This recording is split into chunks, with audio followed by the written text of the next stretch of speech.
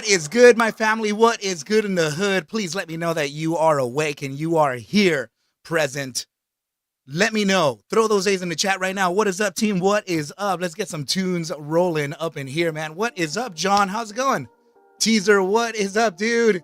Kitties never die. Mark Roach, all good, man. Always good to see you here. Ian Tucker, what's up, my dude? Origin, what is up, my bro? Rocka, good to see you here, man. I'm already seeing you eyeballing that spy closing inside of that regression, right?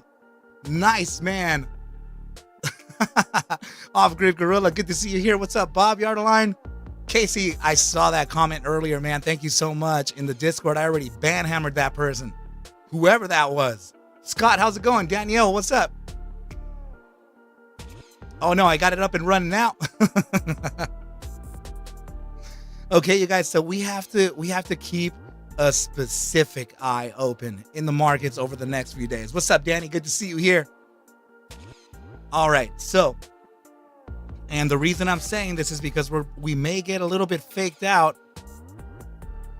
and I think that we're still in a bullish case overall, right? But I want to present to you an idea here. And that's why I'm not so crazy about entering the market just like that, just, right off the bat, right? So let's go ahead and pull up the Dixie. This is going to be the DXY. You know what? Let's go ahead and use the dollar index. It's all good. Okay, now let me get some moving averages up in here. Right? Okay. I'm expecting a bounce here temporarily, okay? And that usually happens, okay? But it happens within the span of a day, okay? So, the FNGR going to 433. What's up, Double X? Good to see you here. Tom, what is good? Guys, let me know if the microphone is clipping like crazy. Do I sound like I'm getting distorted every time I yell or what? Rosie Gray Glasses, good to see you here. Susan, good morning to you. Mick what's up? No clips. All right, no clips. It sounds good. Mark Roach, Origin, thank you guys. Nice. That's good to know. I had to do this massive update to the computer, so every single time I update it, something happens to like the intricacies within the streaming software, right? So okay, let me bring up a couple of things here. Actually, hold on. We have a few things of concern here that are going to allow the markets to kind of rip to the upside. I'm sorry, to the downside first. I think. Hold on, Fred. Okay. Let me go ahead and make sure that we're also looking at, FNGR pushing, man. Look at that. It went to a high of 435 already, sitting at 429 and testing the resistance of the linear regression bands. I do have a feeling we're about to reach the targets that we're speaking about, right? 439 was one of them. Take a look at that RSI. My goodness, man. With this kind of thrust, I do believe that this top side is inbound. 446 to 450, and the reason why I say it is because of that large wedge that we've been looking at, right? This one here. This is where I believe we have to start watching out, okay? Right around that 445 up here, or 444 at this point. Okay, so watch out right in this area here, okay? I don't want it to be to where we're breaking beneath, we're breaking down this wedge here, and then we're just coming back up to validate a resistance. I need you to be careful right there, okay? So, in other words, we definitely need to keep things in mind. Matchka, thank you so much for letting me know of that. Actually, what is up, Buzz? Good to see you here. Yeah, Bob, I've been bullish on that coin, man, since we spoke about it around $99, but I do have to share what I'm looking at here, right? So hold on just a moment. I really need to share this with you guys because I believe that this is going to pose a danger overall. And it's going to be temporary because I mean, this is clearly a breakdown pattern. right? So, and also, I guess we can share a couple little details here, but usually people call these like ladder attacks, right? So you can see that it happens in the dollar in the currency too, right? So it's not something that's just that's an anomaly that's only around small caps or micro caps, right? It definitely happens everywhere, right? So now the third iteration, so 1, 2, and 3, this one here is usually not the one. Is usually not the one to reverse, right? If I'm being honest with you, this is the only formation that I know of that I've backtested myself that tends to have the behavior it strengthens in numbers, right? Meaning that people usually think that number 4 would be the one to retrace, but in this formation, that's not the case. Actually, it would be leaning into a higher probability of 5. When you go into 6, it gets even better. Then into 8 or 9, maybe even 10, but around 8 or 9 is usually when these start flipping for an upside. So what I'm saying here is that we potentially may face a little bit of an upside here for now, giving pressure to the downside in the broader markets like S&P, like the NASDAQ, right? Big tech, all that good stuff is going to face a short-term downside before a recovery and a continuation to the upside.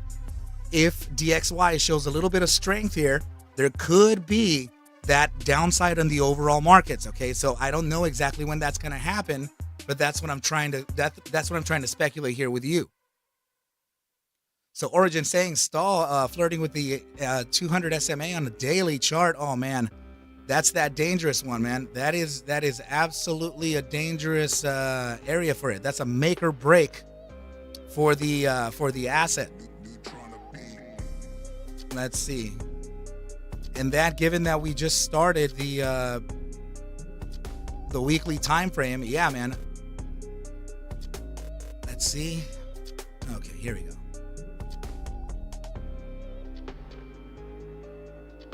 Let me put them in instead.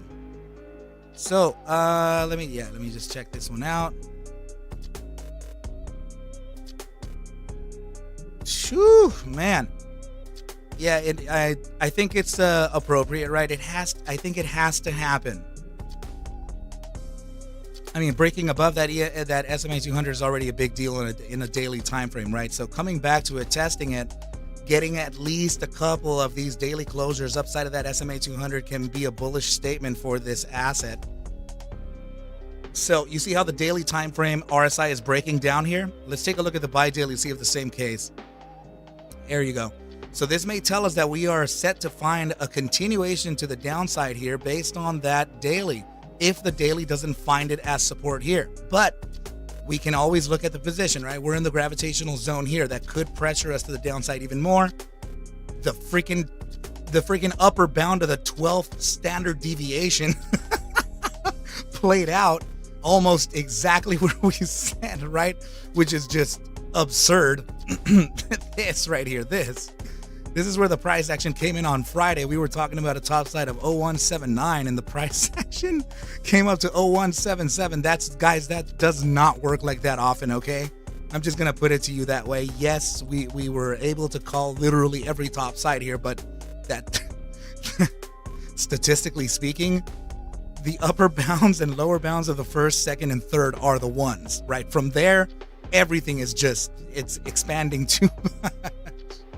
Okay, so just know that for a fact, okay? We were very lucky to get these top sides the way that we did. Oh my goodness. But yeah, overall, I am pretty bullish the asset. 442 FNGR, thank you for letting me know. Mark, Gary, what is good? Damn, look at that, guys. Okay, so we definitely got that top side of about 445 already, right? So quick little pullback there. We're already expecting that top side. Please remember, guys, okay? And I know I'm still over here trying to get through Dixie, right? But let me see some things here. Yeah, you know what? This is going to be the chart right here.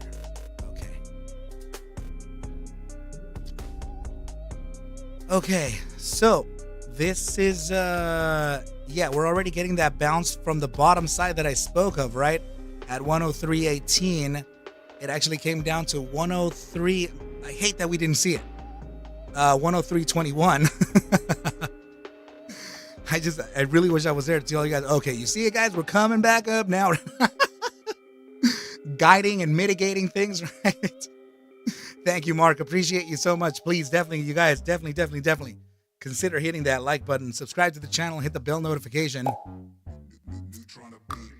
right? So that we can finesse that algorithm and get some more people in here.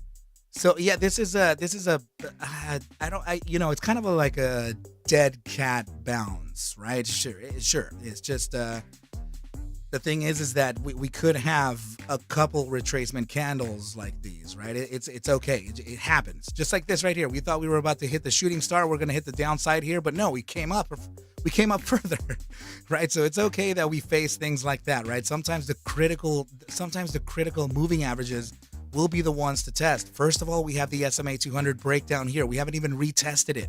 Okay, so that's going to be 103.61. Naturally, if we break above it and we get that SMA 10, we're going to come back down and validate the 103.61 and then continue on to the upside to maybe even get the EMA 21 here at 104.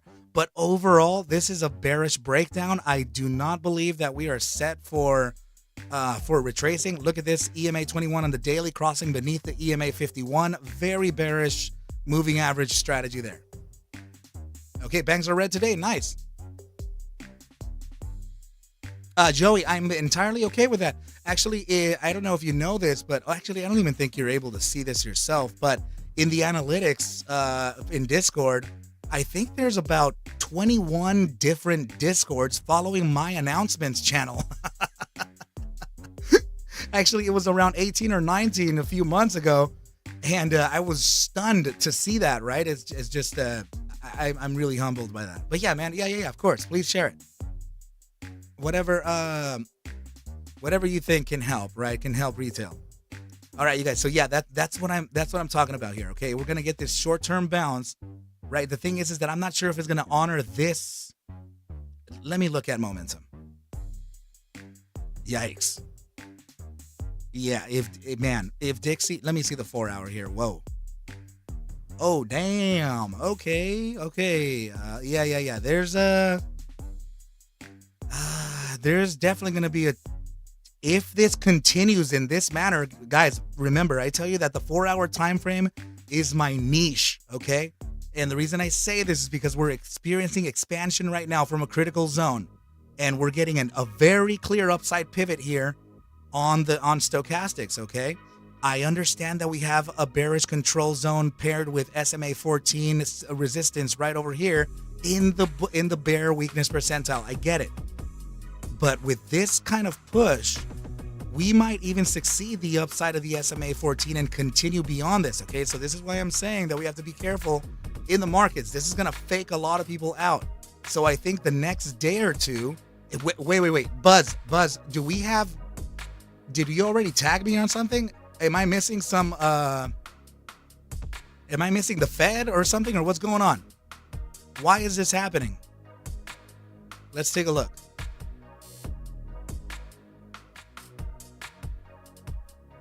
Oh, damn. Okay.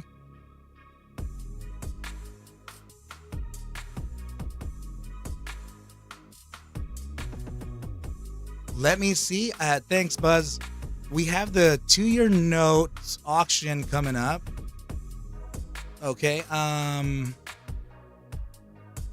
The 3-month bill. Okay, the 5-year note auction as well.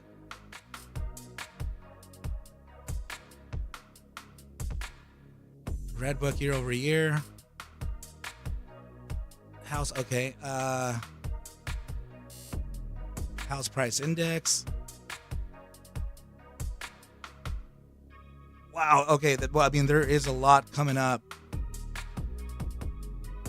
Okay, there is going to be a Fed speech coming up too. October housing sales. Wasn't that just last? I think that may have been last week.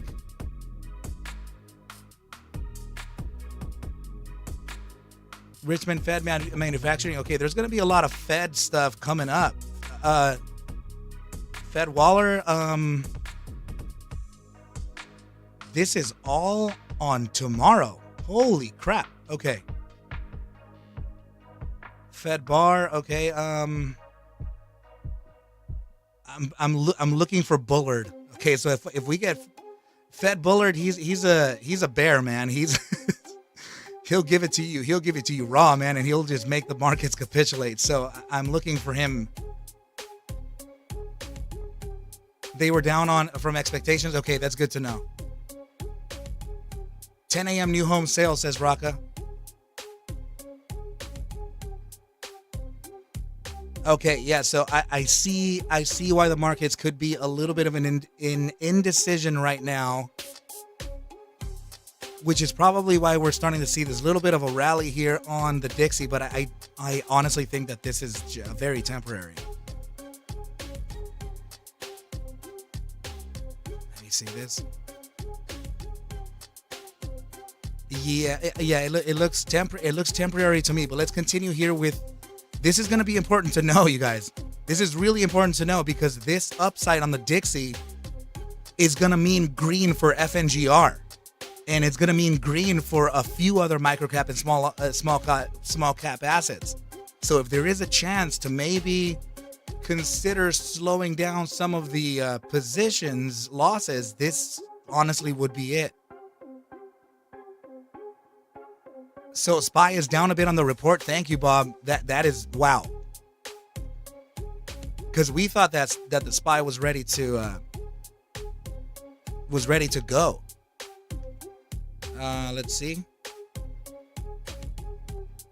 Oh, it actually did go to the river to the top side though. Okay, so can't tell if this is kind of like an hourly time frame, 3 black crows happening here. If we get this candle to close with a long wick as well, this is pretty damn bearish. And this may start to break down. Yeah, and I think we may actually be coming back down to test this support here. I'm not sure of it just yet. 453. I'm sorry. I know that I'm flipping a little bearish in the markets here, team, but this is important for us to look at because some of us have exposure. Some of us do have exposure on small caps that can benefit from this. Like, for example, look at Viri. It's actually popping up right now. It's going up to 61 cents from a low today of about 55.44. So as the markets actually bleed, some of these small caps are going to start getting some pressure to the upside. There is a slight inversion there. Okay, so let's I'm sorry, you guys. I know that I know they want me to be the biggest bull in the world, but we can't do that, right? I want to make sure that we can keep everybody safe too. FNGR currently going up to 438. We definitely got that top side of 445 and resisting, just like we said. Guys, this was not a resistance that I called using prior or price action from the past. I didn't really use that. I used only the regression of this falling wedge. So that was my theory the entire time, right? Sorry, my thesis was set around this wedge getting tested as a resistance up here. Ian Tucker saying honesty is what I needed, my brother. JD Nettle saying supposed to be over 100 trillion euros in equity swaps that will expire on December 15th. That's a lot of countries dumping the dollar, isn't it? Am I understanding that? Yes, they are. But right now there could be a short-term hedge towards the upside. So there could be institutional buyers in the short term for a scalp, meaning that they're going to be able to hedge their long or short positions with currencies and using the dollar index. So yeah, let's actually, you know what? Off-Grid Gorilla is right. We should probably take a look. This was one more thing that I wanted to show you guys earlier, right? I'm not sure if I showed you this before, but this is the SPXU, which is the inverse of the SPY. This is a very fairly valued asset, is at $10, right? So I believe this one does have 0 DTE as well, and all those next day expiries. So I'm thinking that the SPXU Yeah, if we're gonna get downside on the SPY, then this could be our answer here. Okay, I needed to bring this one up too. Thank you, Off Grid Gorilla, because this is so damn important. I think the SPXU may be giving it to us. This could be, my goodness. This could be the resistance to face. Let me see the top side of this. That was a high of 1057. We have to be really critical about how we're proceeding in the markets now. Okay, so if we get we're already getting a green candle here. If we do proceed to the upside here, the max upside that I think we could face would actually be at around 1057 from 1004. Okay, but I can't oh my goodness, what the heck? Let me see. How did that just happen? Okay, I have an SPXU up here. Where's the FSLR? This thing. There we go.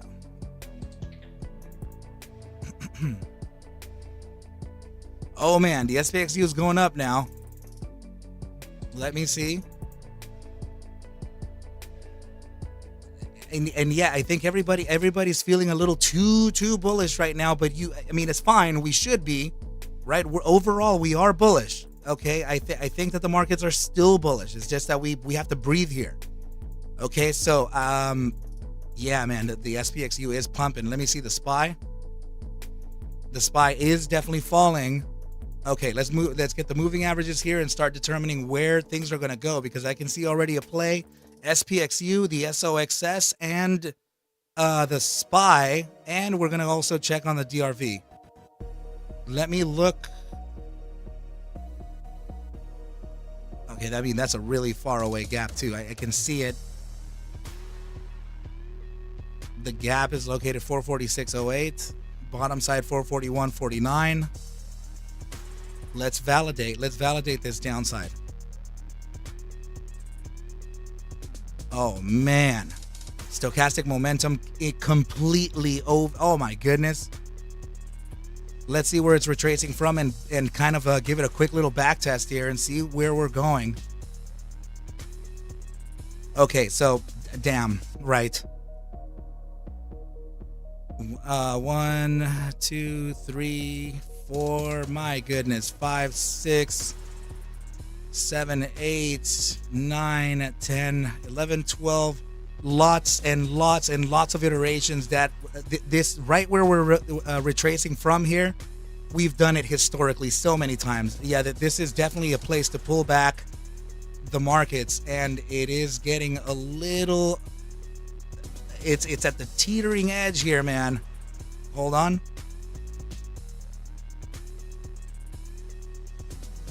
Let me get price action down. We need to use all the damn tricks of the trade here. But yeah, overall, this is a huge bearish divergence too. We have a dropping volume. We have ascending price for days right now. Okay, so this is definitely set to retrace. Okay, so now that we know that, let's observe the RSI, and I'm gonna pull that up using the. Oh my goodness, man! This is a gnarly thesis here.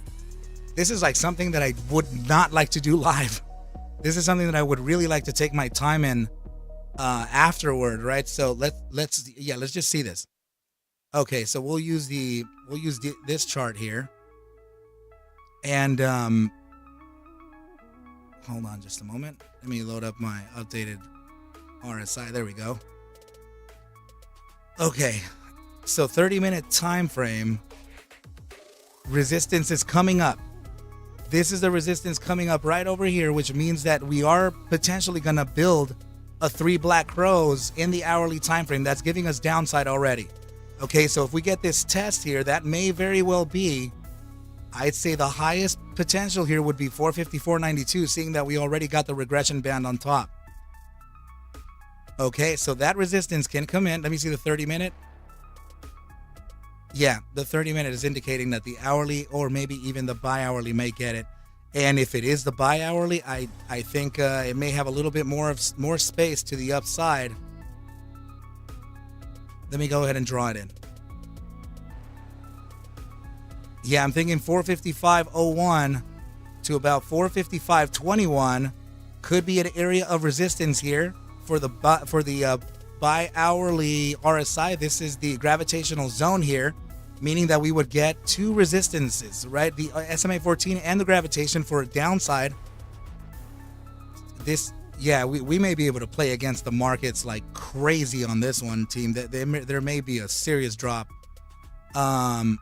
Let me see the 4-hour time frame RSI. 4-hour time frame is definitely breaking down. Let's see the 8-hour time frame, fresh bearish cross beneath the SMA 14 and grab of the resistance, and now it's approaching the gravitational zone of the overbought percentile. Let's see the 12-hour time frame, fresh bearish cross and test of the SMA 14. Guys, this is going to break down, and I just don't know when. But this is not looking so hot for the markets right now. Yeah, the daily time frame is at the gravitational point, SMA 14 located way down here. That, let's see, what could it be paired with? No. Is that? Hold on. That can't be it. Let's see.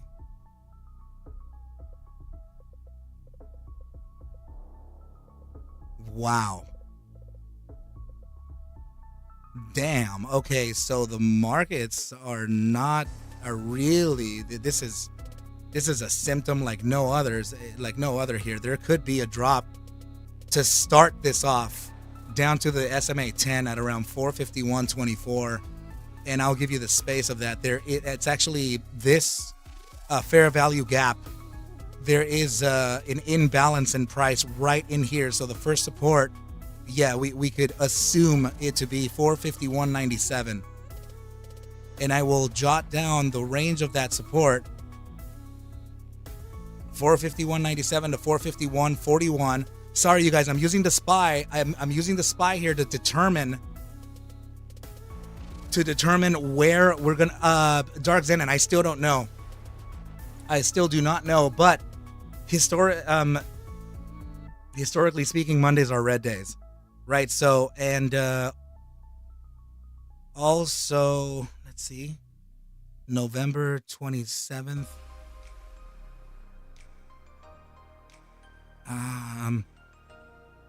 Yeah, the thing is I'm going to see which one is going to pick up harder between the SOXS, the SPXU, the SPY, and also we'll look at DRV because of what's happening right now with the announcements.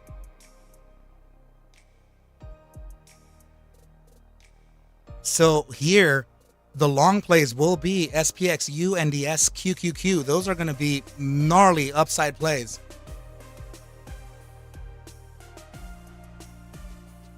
And also, I believe the SOXS. I'm going to double check all that, though. Yeah, there could be a drop here. Man, there could be a drop to the SMA 10, right? We can come back and retest the opening of this. Actually, yeah, we would come back and retest 453.98 and continue a breakdown here. I'm not sure that we can reach all the way down there, like I'm saying on the SPXU, all the way to 446.15, but that would be the eyeballs for a macro higher low, right? So that it may be, but I'm gonna jot it down anyway, because this would be for us to keep a lookout for a new potential higher low, right? So let me get rid of I need to get rid of a few things here.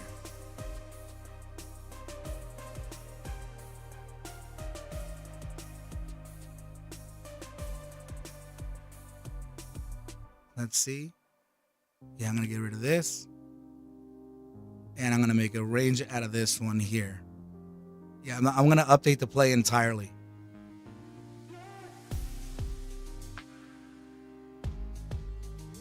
Okay, so yeah, what I'm thinking here is that we grab resistance. Right, this is the test that we're getting right now.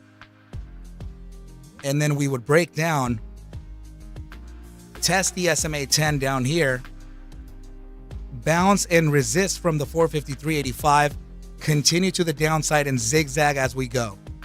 Okay, so that's what I'm thinking that may happen here. Let me continue. Hold on.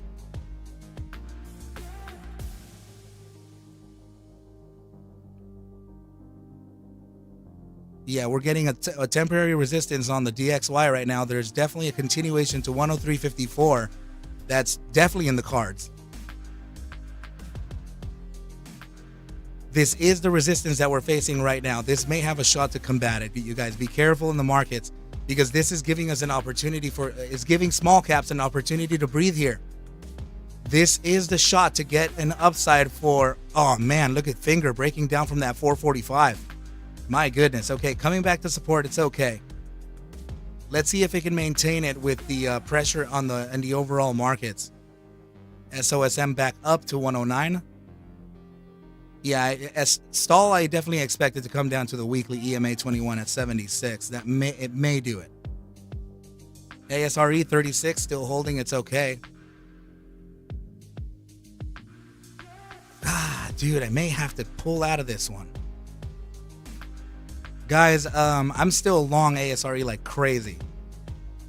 So it's just that I want to see if we can get that little pump. All right, let's continue. Hold on, I'm deviating right now, right? So let's pull up the DRV and see what we have.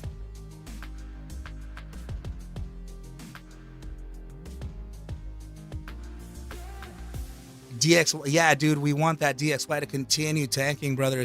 It looks terrible, and honestly, I'm still very bearish the DXY. And as long as we can get it to continue its downside, then we would, risk assets on the S&P, on big tech, and all that will be okay, and will continue to the upside. But I think that this is a short-term hedge. And definitely seeing that so many different Feds are going to be speaking this week, starting on Tuesday. I can see it as a good short-term play institutionally. So let me pull up DRV and see what we're seeing there. Yes, I you know what, Daniel, I definitely should.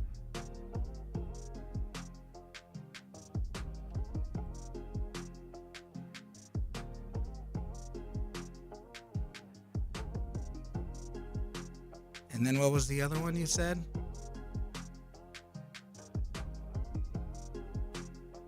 SBEV. Scott, what is up? Yes, it definitely is. We could watch that one. We could watch that one too, right? Okay. SBEV, you said?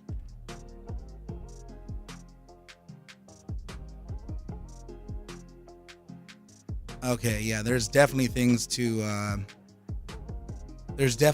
talk about on both SBEV and PCSA. Now let me look at Off-Grid Gorilla's the DRV. This is the triple leverage real estate bear. So let's see if we can get this to display what could be happening. Wait, this is looking hold on.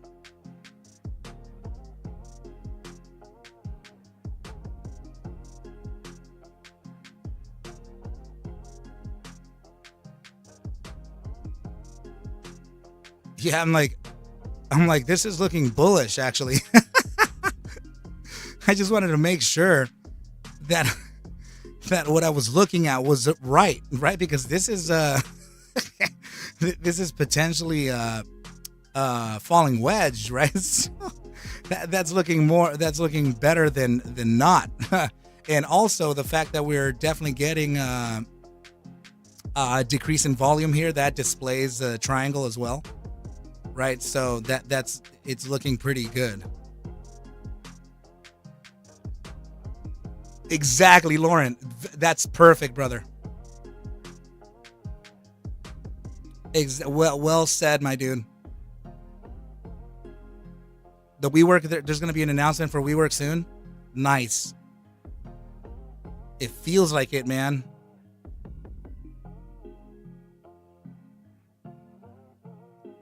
So this is what I think I may be seeing. I don't know that that's the bottom. Let's see.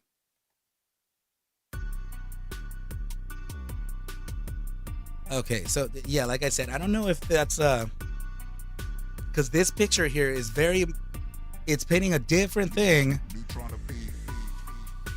that of the 12 hour, right? But let me see if we can still.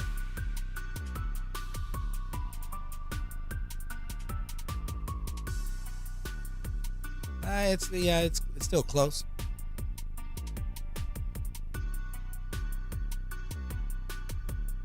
Yeah, it's pretty good. It's pretty good. Okay. Yeah, very, very clear drop in volume here as the price action drops. That is typically bullish, and does display that you are within this formation. We have 2 tests, actually 1, 2, and 3 tests of support. That's already validation enough. Now, let's pull up some moving averages here.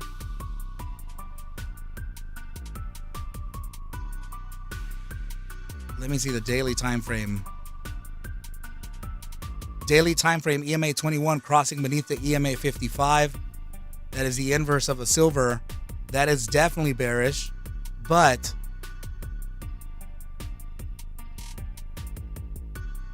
let me see. Where's the breakdown? This was the breakdown. We did come back and test the EMA 21 and the 55.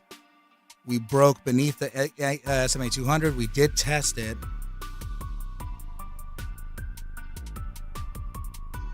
Let's get the upside targets. It almost feels like it's bullish. It almost feels like this is bullish for no reason. Center of the triangle would be target number 2, right? Let's just say that we were to... I don't know when it's going to break down, right? But let's just say it would be at around 60%. Let's see. This is getting a little challenging. See the back of the channel, or the back of the formation here. Let's just say it were to break down in the same place. This is indicating 2 different moving average tests. This is going to be the EMA 21 resistance, and this is the EMA 200 resistance. Let's see. Yeah, guys, this is one entire thesis right now, man. 1 spot 618, and of course the 1 spot 272 are very relevant here. Specifically for the SMA 200 at 53.14, 1 spot 618, range high to range low, and that I almost want to bank on that one there, but we shall continue validating. Hold on. Can I get that 14? Oh my goodness, whatever. Psychological top 52.30, right? Let me see if I can get it to drop a little more. There we go. And let's see if we can get this one. I'm like, my OCD is killing me right now. There we go. Okay. Let's get momentum up. Now let's look at the indicators and see if our discretion is in play. Okay, 12-hour stochastic momentum already starting to pivot towards the upside on a faster look. Critical contraction happening and a potential support. Ooh, this is a little dangerous though. Right, so let me look at the daily to see if the RSI can be caught as support. Man, nothing. Let me see the 8-hour. 8-hour could be support as well. Let's see the 4-hour. 4-hour breaking down. Okay. Damn. Yeah, this 12 hour is going to have to do it. If it's going to do anything, it's in the gravitational zone. So this is very dangerous here for the DRV. So if it's going to do anything, yeah, if it's going to do anything, then it would be this right here. To bounce from the SMA 14. The thing is that, you know, this is well within the gravitational zone here. This could push down, but it did break out, right? So I'm wondering if this is the test before a continuation to the upside.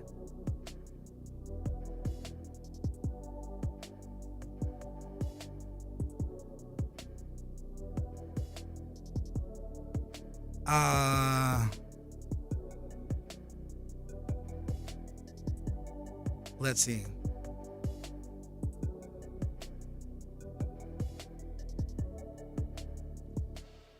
So this, what I'm looking at here, team, is this is very much like the DXY. This is almost directly correlated to. Let me run. I'm gonna run a correlation coefficient because the SPY, like for example, the SPY. I'm bearish on the SPY. I'm sorry, the SPY, the DXY. Sorry, the Dixie, the dollar value. I am bearish the Dixie, and this feels like it's running similar to the Dixie. So it could be facing a temporary upside, but overall still bearish, right? First of all, I mean, if we're going to look at this in the most basic manner without actually using any statistics or using any real math here, we can kind of tell that this is the entire breakdown of a head and shoulders formation, right? And your take profit for this is definitely not here. It's definitely down there, right? Suggesting 37.45 and testing lows from back here in February 2023. So this feels like yeah. So okay, and here's my final thesis behind what I'm saying. Okay. Yes, I see a temporary upside on the inverse plays. You see how we broke beneath this inflection zone? When you break beneath inflection zones, that's not good. It was this was an inflection, and this was an inflection. You broke beneath those, and price action slid to the downside.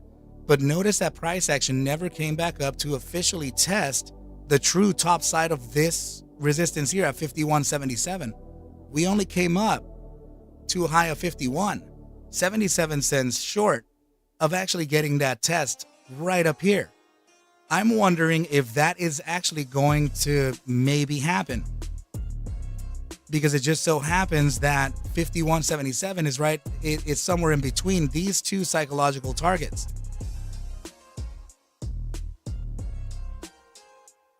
This is a tough one, team, and I know that we can play the very short-term plays and they would be all good, but I am straight up saying that this is a tough one. Let's see.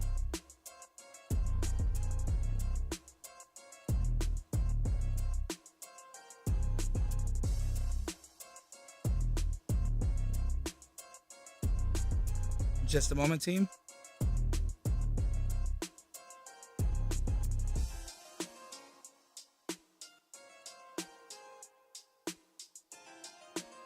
December 1st. Oh my goodness.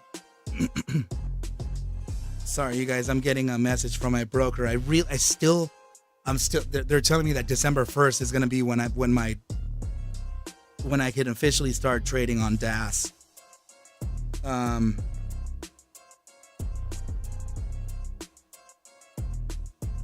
I might have to get on the line with them later, but yeah. Okay, so right, momentum. Let's see this. Super stuck on this 12-hour, man. Wow. We are at a turning point. We're at a crossroads right now. But look at these. These are breaking down like crazy.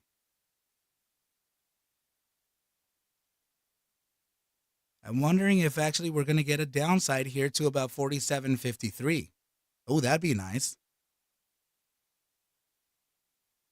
That'd be incredible, actually. Let's see. Yeah, yeah, there is a validation of resistance. And how long before we close this hourly? 11 minutes. Let me see the LRC.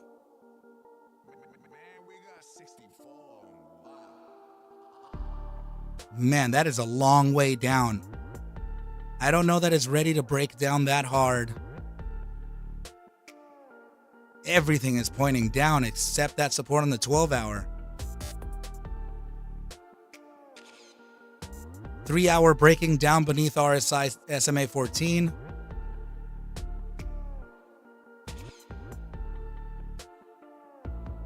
We are getting multiple reads of bearish divergences, hidden bearish divergence, bearish divergence regular here, everywhere. Let's see the 4-hour time frame. Breakdown, 6-hour time frame, slight breakdown already. Yeah, the 8-hour and the 12-hour, man, those are the ones. See here, like we're getting this bullish formation, right? We're also looking at the respective candle analysis too. In some ways, though, we have a shooting star and price action continue to the downside. Given this was a bullish engulfing, it did not respect it though. Right, so now we're getting quite the opposite after a downtrend. So this is technically a bullish candle.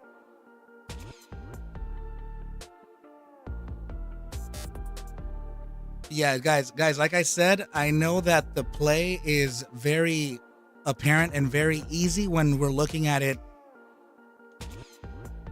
from other means, right? I understand it. I'm just not.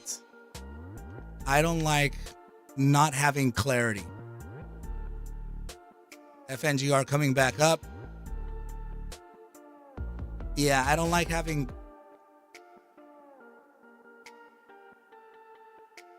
This is the DXY combating the SMA 10 like we were talking about, right?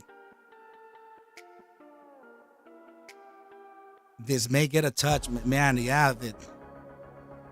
Here's the thing. Okay, we have to watch out on the 4-hour time frame.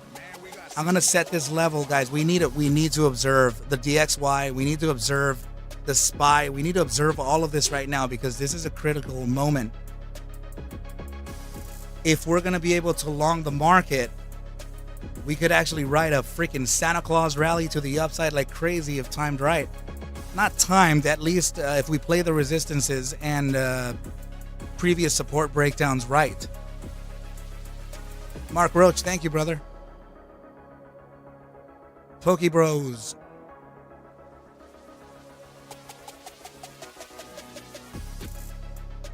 Yeah, man, I think we're set for something. Let me put SoFi up in the list here for you, my bro. I'm gonna look at I gotta look at 2 other tickers. So let me just put these right up here.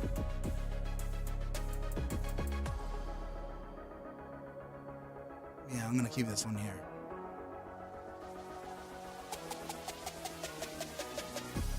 Okay, so PCSA as Bev. Danielle, you still here?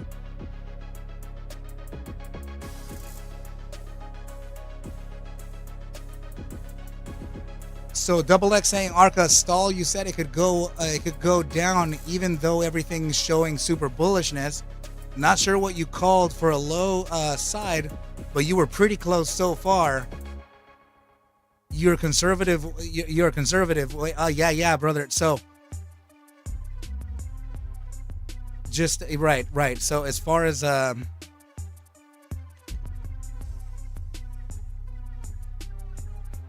hold, what the heck?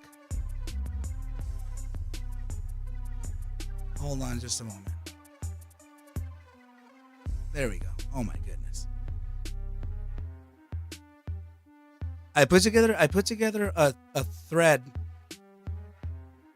I put together a thread yesterday, but it was actually a macro thread. I was indicating that, yeah, there's going to be downside in the immediate short term. I mean, so far, if I'm going to be honest, the weekly time frame EMA 21 at 20.75 could be it. Right, but I put together a macro analysis thread on this just to give my outlook behind it, right? Because you know, my whole point was that my play was done, right? So this was the whole play here. It was to take profits at this 1 cent and then potentially get the secondary area of psychological topside for profit taking between 21 and 29. Price action reached 177, right? There's no way I could have told or gotten it that close, except statistically, which we sort of did, right? But remember that was not.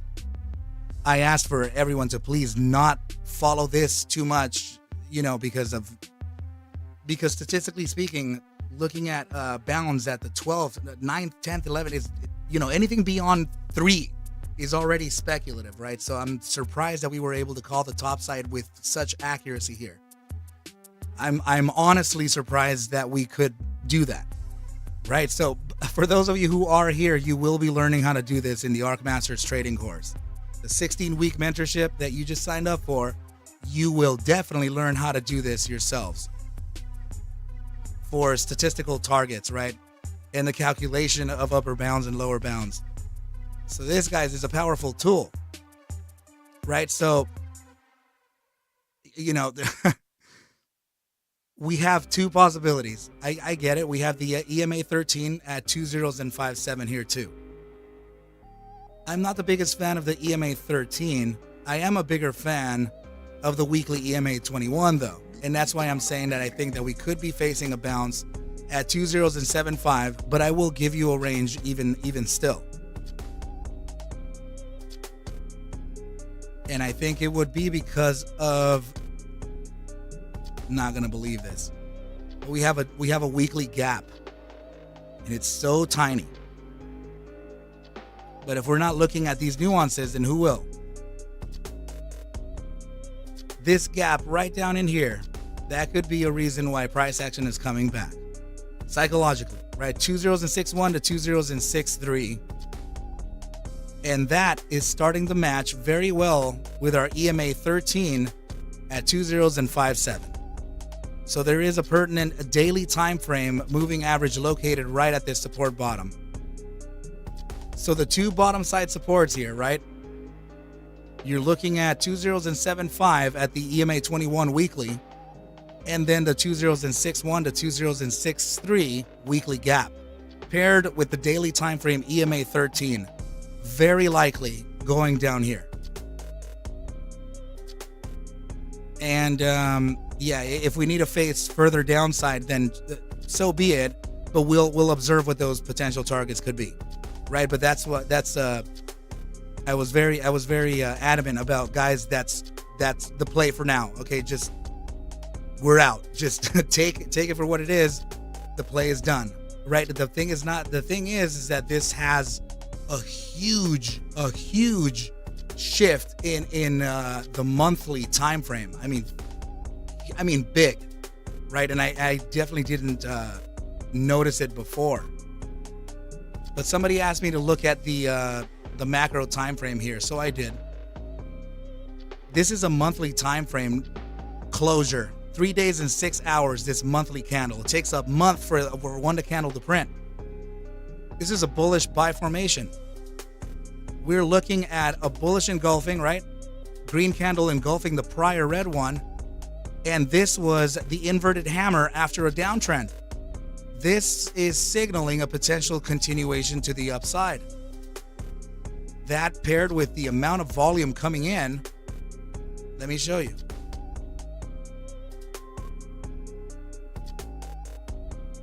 I forgot to talk about stall, you know, on Friday, so sorry about that, guys. So yeah, we're getting this huge increase in volume here. This could speak macro reversal. Not sure what's happening fundamentally, but yeah, this could speak macro reversal from here. Of course, zigzags, of course, downsides like always, right? But overall, I think I'm bullish this asset. But it's just, remember, it's very dangerous when you're looking at an asset that's worth literally a penny, right? Or under it. It's very tough. Rocky Mountain Gobblers, I'm still debating on selling the master's course in videos. I am. It's just that I feel that the effectiveness comes as you have me there as a mentor. Double X is saying, just saying people should try to tread lightly and conservatively. You've proved something.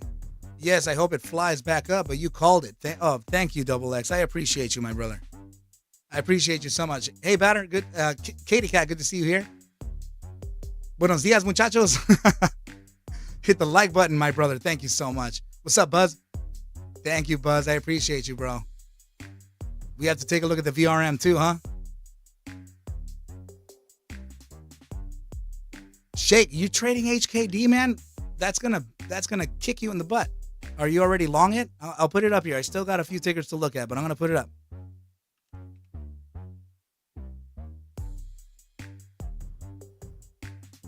Just real quick before I move on to the next ticker, eyeballs on the SMA 200 daily, 632. This pullback here could be that pullback before it continues to the upside. It's already testing the prior bar high. No guarantees on that. I need to see beyond this though, okay? Oh, dang it, boy. Thank you so much. I love you guys. I love it that you guys are able to enjoy that, right? So yes, I did open up the additional seats for enrollment, right? So definitely get in touch with me at ArcMastersCourse. Wow. Look at that. Not looking at the damn thing. At ArcMastersCourse at gmail.com, right? And I shall pass you the syllabus, the disclaimer, everything pertinent to the course itself, right? So, but yeah, team, let's continue now on to PCSA.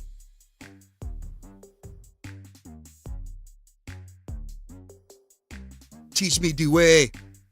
Learn. Ian, dude, you know what, man? Like I said, dude, I got some really unfortunate messages on a DM from members, man, that have been in the Arcables community for a long time, and they came up with these messages. Of course, I'm never gonna say who, right? But they said that they experienced some losses, you know, through assets like Finger and stuff. And I'm like, man, that is and I don't want to hear that, right? So, and it was paired with, so if you ever consider, you know, reopening your course again, just let me know. Of course, let's try, right? Of course, let's try. And then, just like I did tracks 1 and 2, I'm doing tracks 3 and 4. I thought I was going to be able to just nail it with the 1, but there's a lot more interest in there. So this is why, right? So again, I'm going to say it again that I wish not to continue teaching, right? Because I really need to get to trading, and seeing that I'm going to have my professional setup finally ready in like the next week, you know, but take advantage of it, you know, while it's here. Katie Cat. Oh, Katie Cat, yeah, I was going to ask you to send me a DM. I know I have you confirmed and verified already, but I just want to make sure that I definitely do. Right, so please send me an email to the ArcMastersCourse, and I will. Oftentimes the users on the usernames get me confused. Mikkel, if you weren't able to find it, send me an email again, and I'll forward it to you, my brother. Shake, not a problem, dude.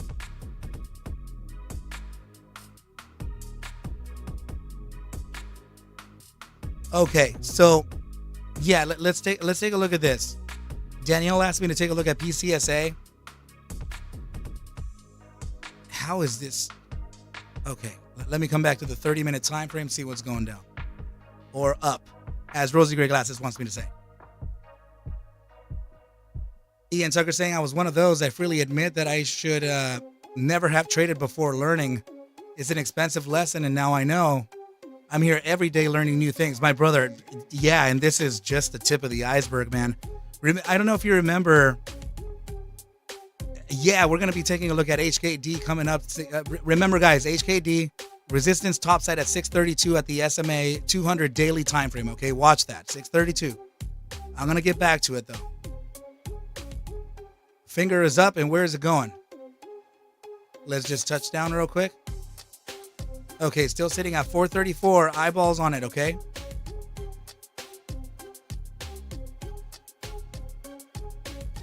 SPY still lingering up there.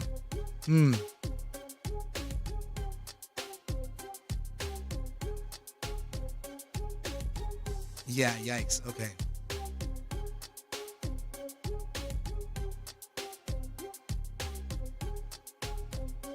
We can say what's going down with the SPY. We got the puts, okay?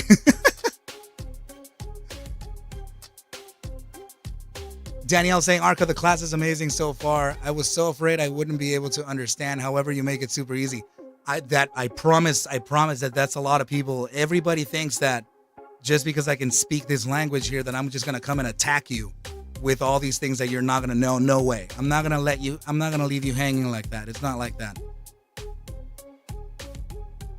Right, we need to make sure to take the proper steps before considering trades.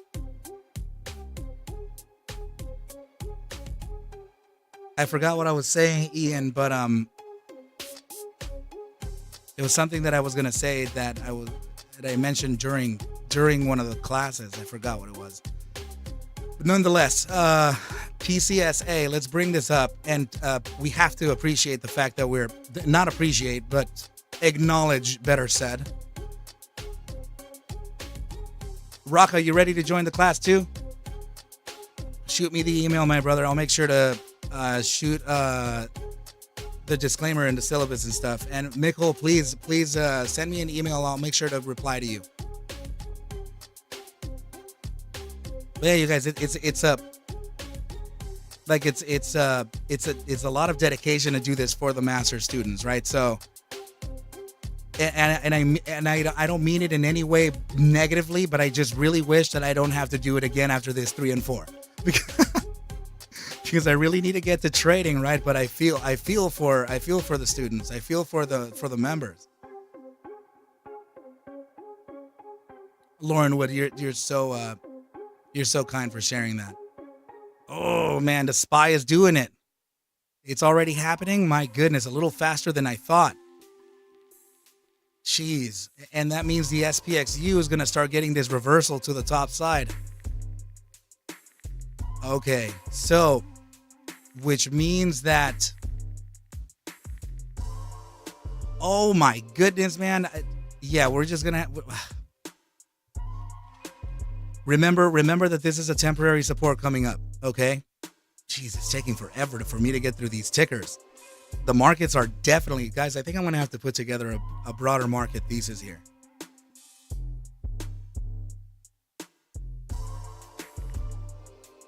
Arca, sent you an email about the master's course as well. Roll Tide, my brother, thank you so much.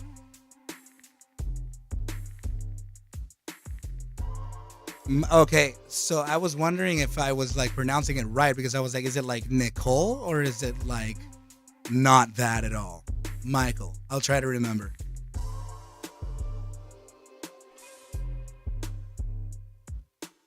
Okay. Yeah, this has me nervous. This thing is already trying to break down. I'm already looking at it like this is that temporary Dixie upside that we're looking for. It's feeling really strong, man. Okay, so anyway, damn it. Okay, PCSA breaking down beneath the SMA 14. Let's on the 30-minute immediate short term. Bi-hourly time frame appears to be showing some type of support here. So we're going to have to wait here 51 minutes and 59 seconds to see if this is going to actually be respected, right? Because we are slightly outside of the gravitational zone. We may be able to use the bounce from the SMA 14 to reacquire the gravitational zone of the bi-hourly time frame RSI for a continuation to that upside. I am not that bullish on it though because of a few things though. Okay, hold on. I will share these things with you. Hold on.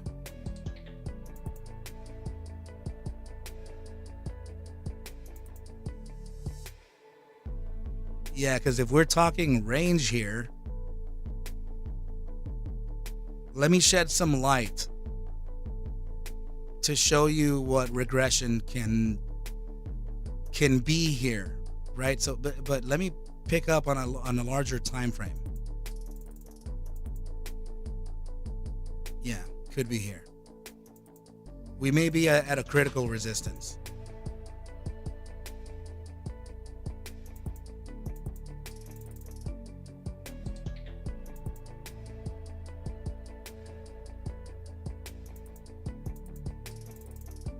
Maybe. Hold on.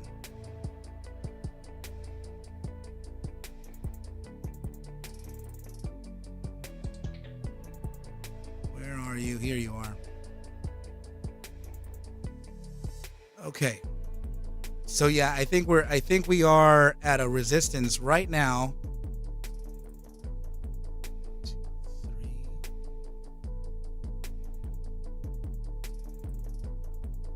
And it could be temporary because this is a bearish formation, but it's testing number 4 right now. Test number 4 usually tends to invalidate a bear thesis. So let's pull up some moving averages here. There is a high probability that we can drop to, yeah, I would say about 42.14. Let's see. 42.14 to about 43.19.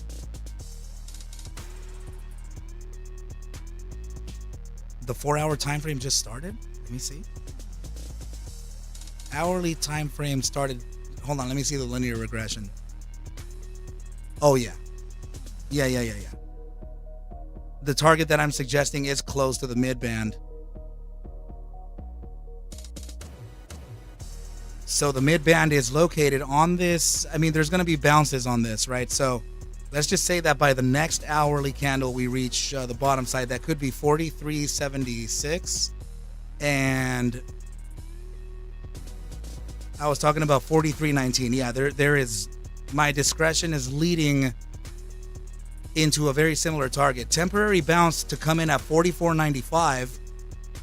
Price action would get that 44.95, validate the resistance of the SMA 10, the green line here, and then continue to the downside to start testing the EMA 55 and the SMA 50 before a bounce to the upside. We shall see. So PCSA temporarily bearish and it could drop down to these levels here. And it's already breaking down the hourly SMA 100. Okay, so that's already dangerous. Expect a downside on that. SBEV daily time frame feeling a little weak here, and it has a chance to build a daily time frame bearish engulfing. Careful with this team, okay? Let me see the moving averages. This is okay, this is the breakout from this channel. This is test number 1 here. That's good. And we're getting now 2 consecutive tests of the SMA 50 and the EMA 55. That's good and all, but I want to make sure that it does have strength to continue. So let's pull up momentum, 4-hour time frame. Let's see. Yeah, 4-hour time frame finding its support right now. That's giving me some pretty good feels here. I will say, however, that it is in the gravitational zone of the bull strength percentile. This may come back down one more time, but I wouldn't see this breaking down anywhere beneath the 61.38 bottom, as it is right now on the 4-hour time frame, validating the SMA 200 support. Okay, let's see the 30-minute time frame. 30-minute time frame resistance. Let me see the hourly. Where's FNGR, my brother?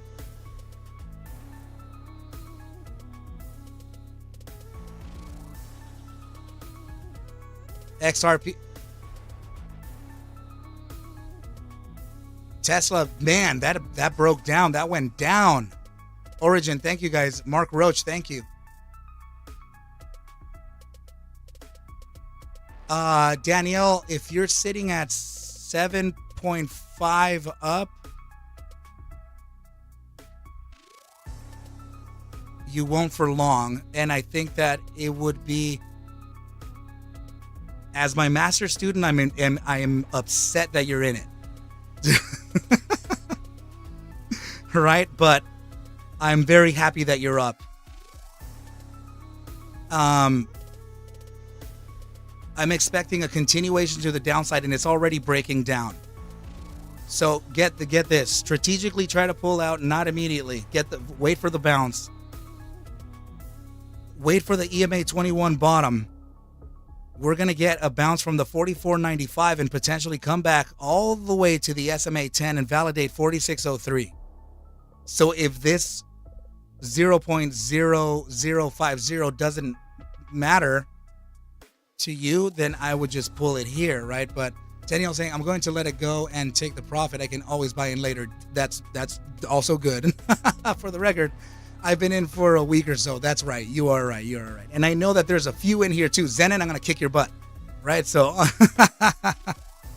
I can't stop you from trading, but I can only express my deepest concern when you are, right? Because I want you to save those bullets. I want you to preserve all of that ammunition you have so that when you are enlightened over how the markets really structure and how they play, you're going to look at me and you're going to say, damn, why did I ever trade a single dollar? You know, as you're not the first, you wouldn't be the first to tell me that.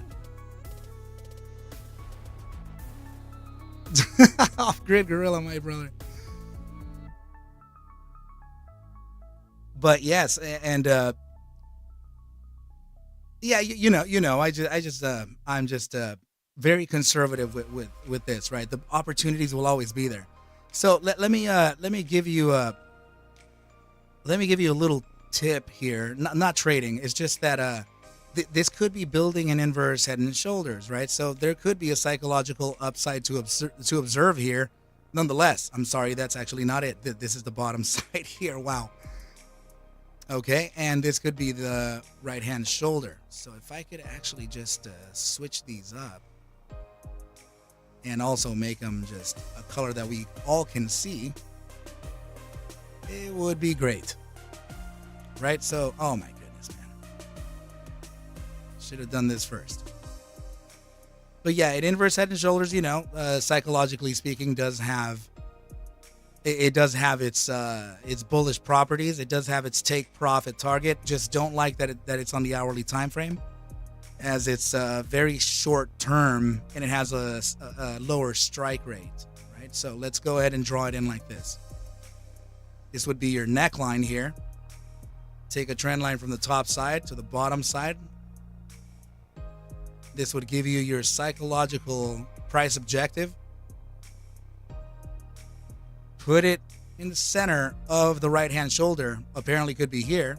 That's suggesting around 66 cents, and it's very confluent with the top side of a lot of things here. Specifically, this area here. Wow. Hold on.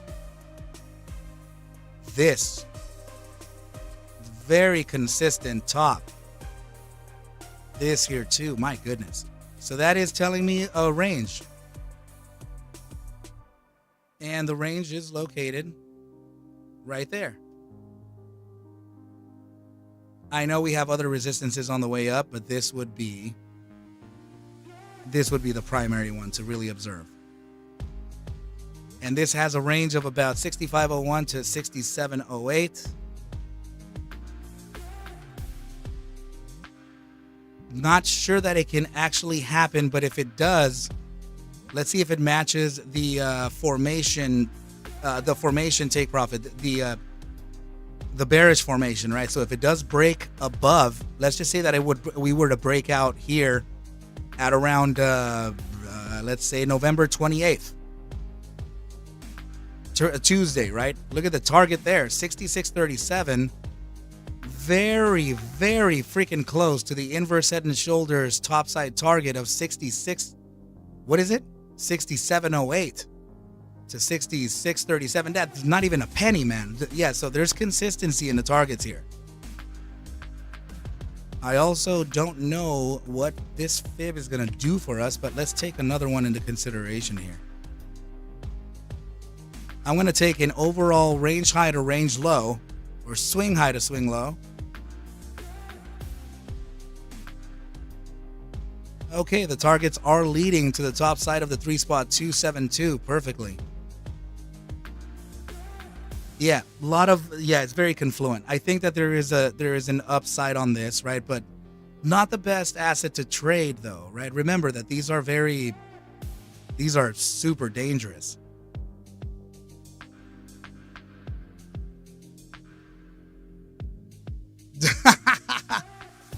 Zen and my bro. Nvidia for calls.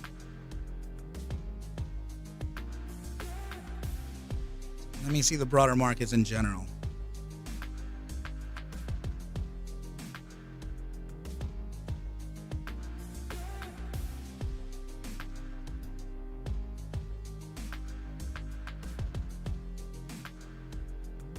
No. This honestly will be puts. I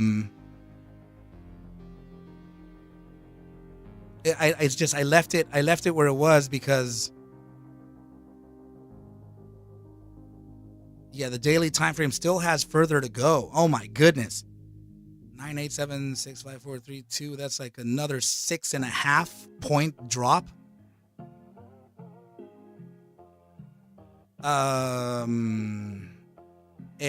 Hold on.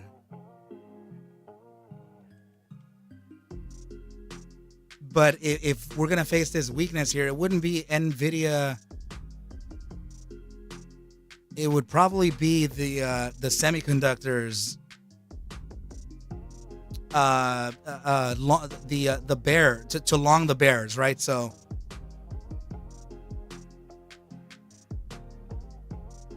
Let me see this.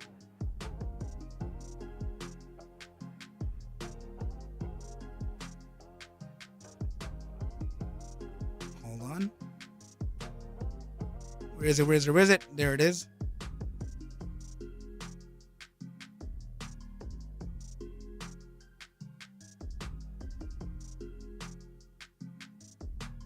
Yeah, there's the SOXS may be the one.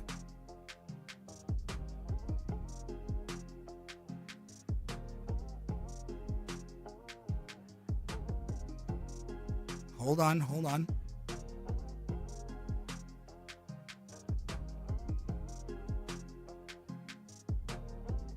I'm trying to catch what the hell it's doing.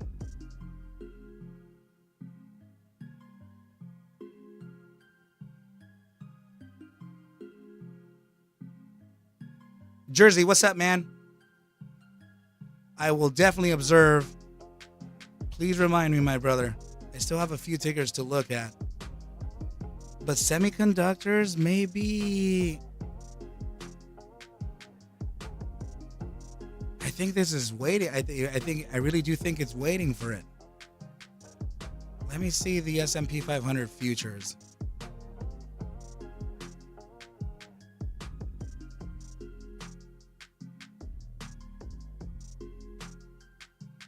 Hold on.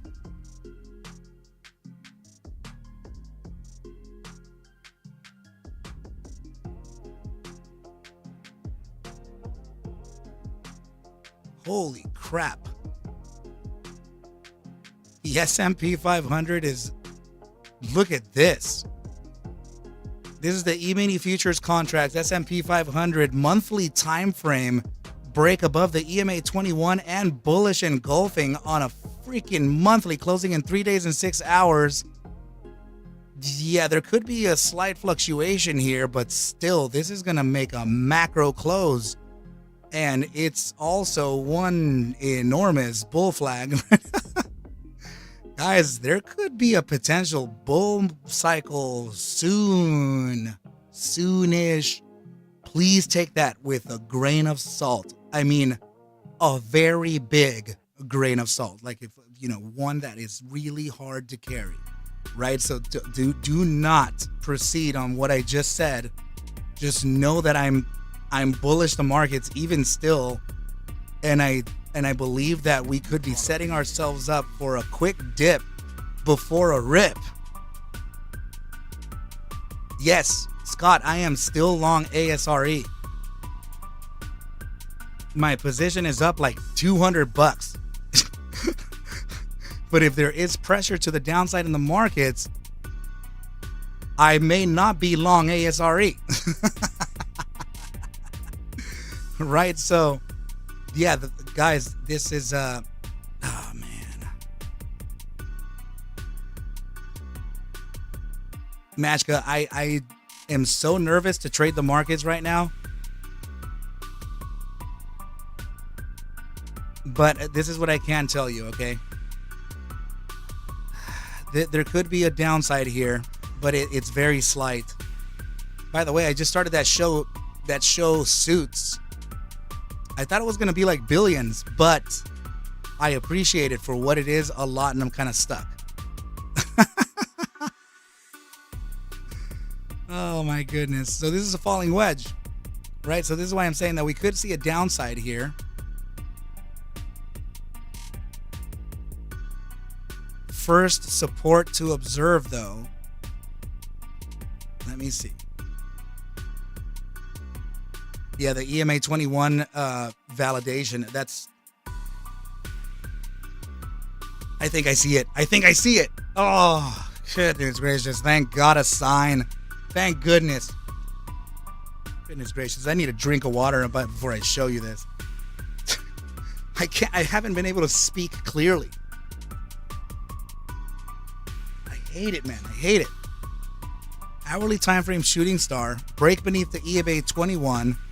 This is a validation candle here. This prints red and beneath the lows of the prior bar and beneath the EMA 21 and beneath the resistance regression line. That's a downside, right? 34 minutes, 06 seconds, 05, 04, and counting.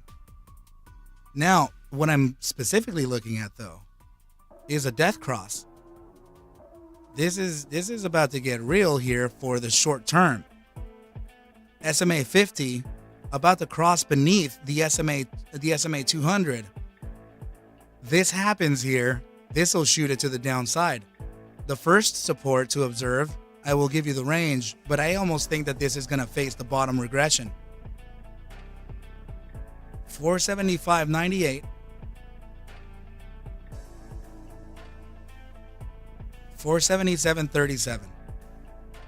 This is the first area here. There could be a bounce and a resistance grab at about 477.98. Then it can continue to about 472.62 before facing a bounce. So I think that this downside in the broader markets may be subject to just today and tomorrow. Maybe even by the end of today. I can't tell, but I feel like there's going to be bearish price action here leading into maybe just at the close today or into tomorrow before a recovery. And then we could position the crap out of ourselves. Yeah, so ASRE, I don't want to get out because, okay, check this out. I'm going to be completely transparent with you. I have 2,000 shares TradeStation with an average of 18 cents, 19, right? So I'm up on that 58% as we speak, right? So, or 56.8% or something like that. So that's a few $100s up. Now, my primary position is 8,200 shares in Fidelity with an average of 39 cents. So my position is net positive around 100, 200 bucks, right? So if we are going to face downside in the markets, ASRE has been seen to kind of play with the markets and sympathy to the markets. So if that's the case, then over the next day into tomorrow, there could be a drop here to around that 33-cent bottom. We're already at 37. I'm going to look at SBEV next. I'm not done with you, Danielle. Magica, I appreciate you saying that so much. I definitely do. And it's looking bearish. It is falling. Okay, good. The trick here is going to be this. Okay, I can almost see the damn play already. Right? Continuation to the downside. Bounce from the support, right? We get the resistance somewhere I was talking about around 478, 76-ish. Get the bottom side regression validated. Move onwards, right? We get this bounce from this top regression again. This is leading into tomorrow, into Wednesday, right? Bounce from this support that we're going to face today. Build an inverse head and shoulders exit strategy. We're going to validate or try to invalidate the SMA 200 and the SMA 50 as a resistance. We're definitely going to resist validation of the break of support and conversion of resistance into support before a continuation to the upside to start testing our price objectives, right? The center of the triangle being one of them. It would be taken by a trend line from the center, right? Let's just say that we were to break out at this point. Center of the triangle is indicating a top side of 489.28. The back of the triangle is your target number 3, right? Your first one is going to be at the breaking point. This is going to be your third target, sorry. And that is suggesting a top side of about 497.49. And your first breakout target, right? We can always observe that one too, because that one's going to be the higher probability target to reach. From the breakout point, you apply it, right? And that would suggest a top side of, just like we said, look at this. This is the candle here to break out of 486.40. That's where the SMA 200 could supposedly be. By the time we get to that resistance, we resist from the first take profit target, which is perfectly aligned psychologically speaking and mathematically, right? So then we get that bottom side, validate, continue. So this is just another way to observe the markets, right? Using formation theory, using psychological price objectives against moving averages and potential geometric levels, all kinds of ways to look at the market team. And yeah, so let's that's gonna be this play, right? So that means that,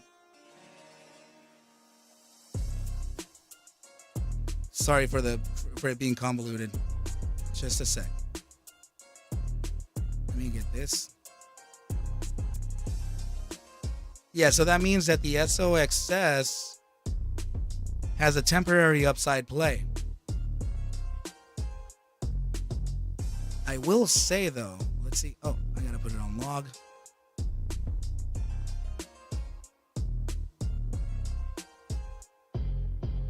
I will say that the play on the SOXS is building quite the inverse, right? It would be a rising wedge in this case, and it's already, man, that is. Is it really doing that? I almost can't even believe it.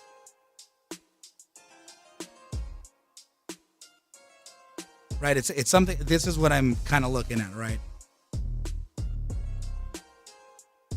Something like this. So this may still have some upside to go to test $8.42 SOXS. And then this would break down. This in the next day, we could play SOXS puts. I think I'm going to put together a play.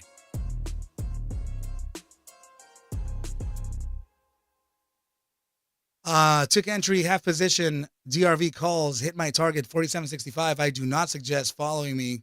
It's a 3x levered asset, highly volatile. Yes, and that is very, very very forward of you, my brother. I'm happy that you got it.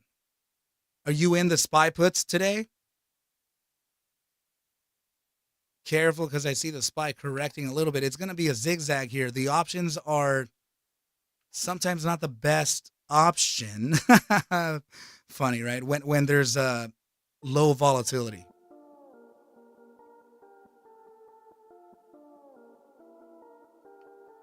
Let's see.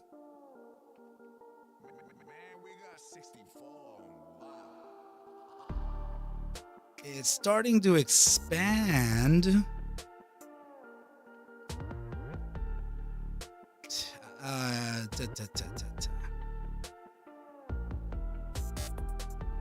Yeah, it is. I see an expansion phase already starting, and the daily time frame is in the gravitational zone. I definitely see a downside on this, man. I'm just not sure how long it's going to take, but I definitely see a downside. It's coming. It is coming. It's coming. SBEV is actually, this was the support earlier that I couldn't really mention out loud. Super distracted, right? The EMA 21 hourly time frame. So now here's going to be the next test of price. You have a breakdown happening right now beneath the SMA 10, and the SMA 10 has correlation with our channel top. But let me get rid of the channel, actually. Let me go off of the LRC. Yeah, there's a good chance that SBEV is going to resist over the next 25 minutes from the SMA 10 and potentially close beneath this regression band. So the closure would need to be beneath 63.56, and we're at 64. So it really is just kind of a hair away.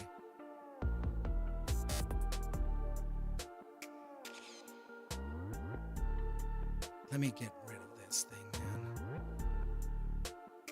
I need a little more breathing room. Here we go. Okay. Yeah, I think that this has a good shot at closing beneath this regression band here. So we have to come back to this in 24 minutes and 25 seconds. We shall see where it closes. That is going to determine the continuation of price. And if I'm not mistaken, I think this thing is range bound to the bottom regression here at about 6067, and it matches very well with this hourly gap at 6067. Sometimes these targets, man, they're just so I can't believe how like slam dunk they are sometimes. You know, I'm not saying that it is gonna go there. I'm just saying that damn, there's so much rhyming there. And in fact, that's not the gap bottom. It would be here. 5902. Yikes. 5902 to 6067 could be that bottom side.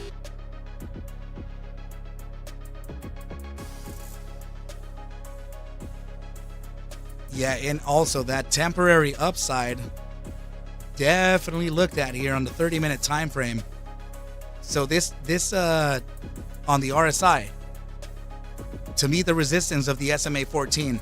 So if that's the case, it actually may go beyond the SMA 10 and it may actually test the 65.52 if it closes beneath. Now here's another one. Okay, so I guess we're just gonna have to look at both ends perfectly. So 65.50 is your range top. If it closes above 65.50, bullish. This hourly candle is going to close, remember, okay? It's going to close in, I don't even know. Let me see if I can do it on the hourly, actually. The hourly is 22 minutes.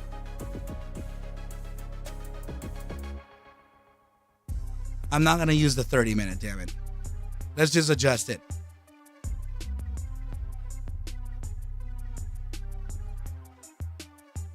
Yeah, if price action closes beneath 66.76, it's pretty bearish. Also, if it closes beneath the SMA 10, pretty bearish, 64.70.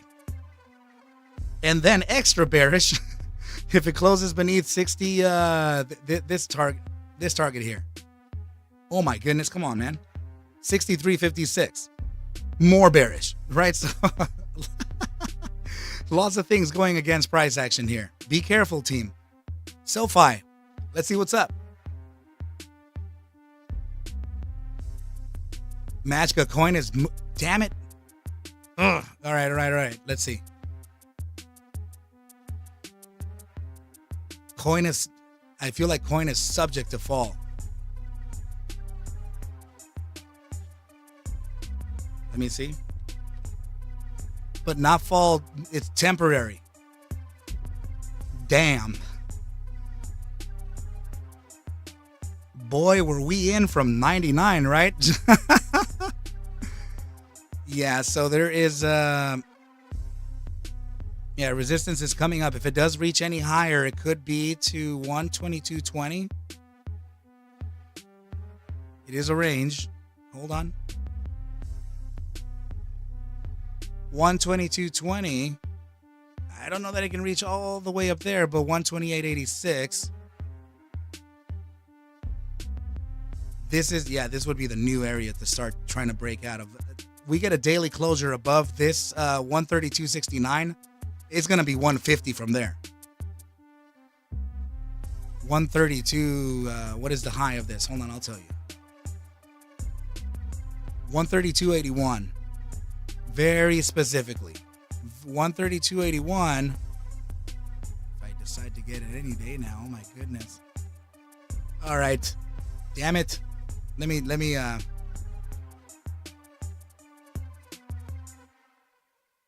132.81. It's gonna be super bullish. That'll do. Daily closure above my cool line here. Daily closure above my line. 150 is your next target. Dude. Right, so I think we may get a pullback here though. We're gonna reach one of these top sides.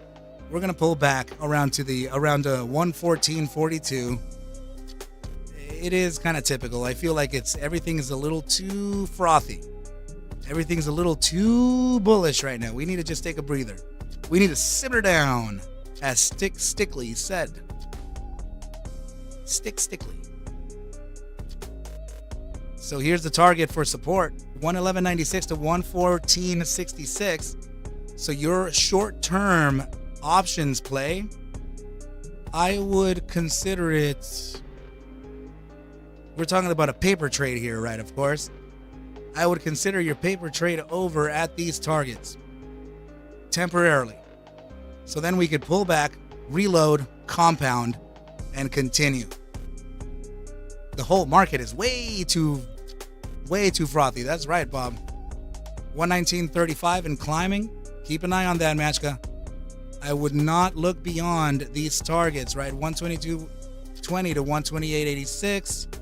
And then I think that there is a good chance, sure, 132.82, but I'm talking, that's a 12-point move as well. Just, know that. That's a lot of upside.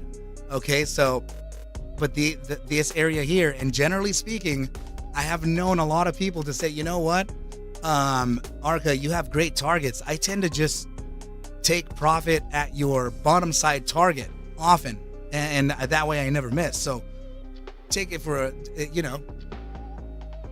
have 120 calls for Friday. How far in?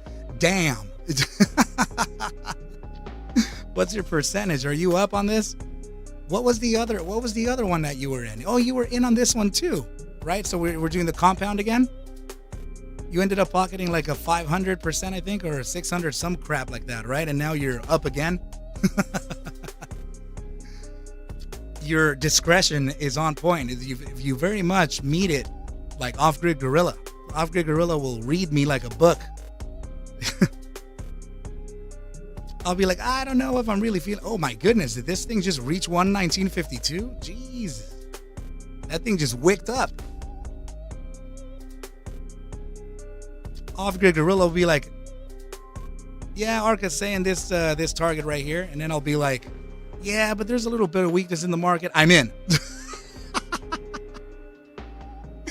And he'll just run it. 17. Okay, you got 120 strikes. I was like, you got 120 calls. I'm like, Matchka, what kind of money you messing with here, man? You baller? You got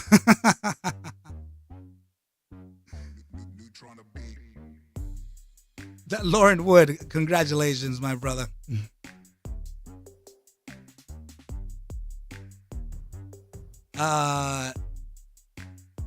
The inverse play of the week was the BNB. Oh my goodness, man. Binance, so much trouble there. So SoFi, let's go ahead and take a look at this team. The spy. I'm never gonna finish. Hold on.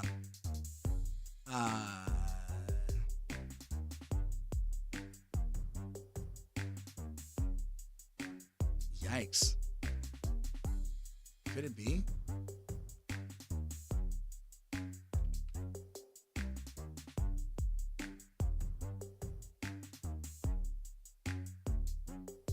We're right at that hourly time frame.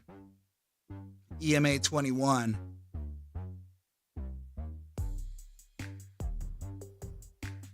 Resistance is futile. I'm not gonna lie, man. I don't like any of these wicks up here. Starting to break above the EMA 21. Let's see momentum. It doesn't, I mean, it could do it, but it's in the gravitational zone here. And the SMA 14 is at resistance with the EMA 21. That doesn't feel too good, but it may actually fail. Okay, so, oh man.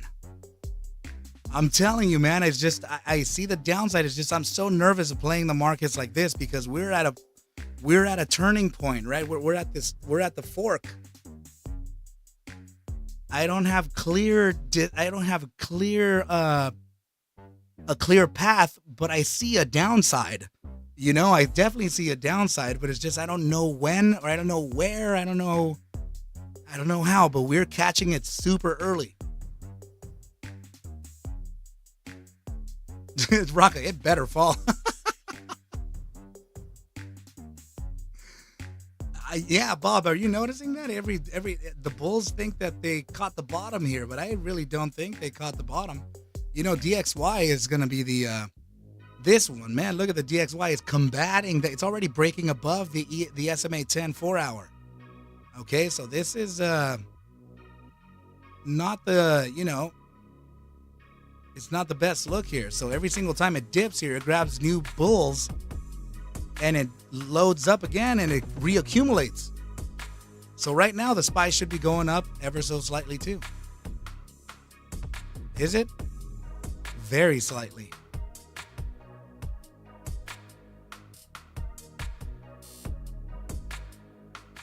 Yeah, I have to agree with what Off-Grid Gorilla said.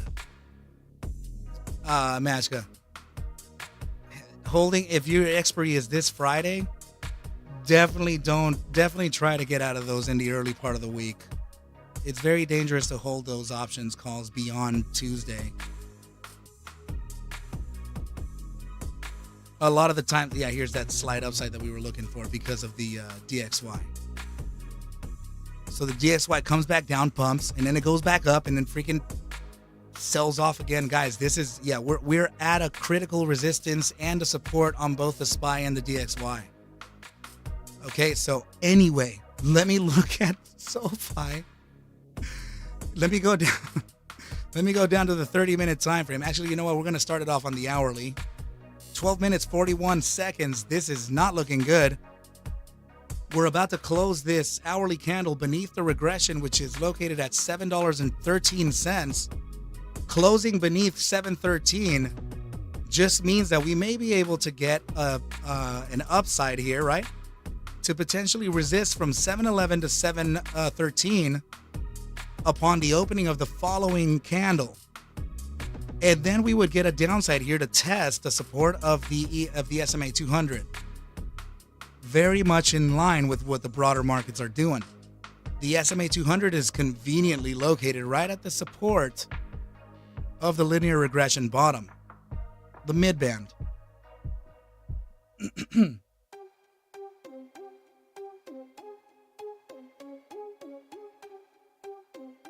Just a sec, team.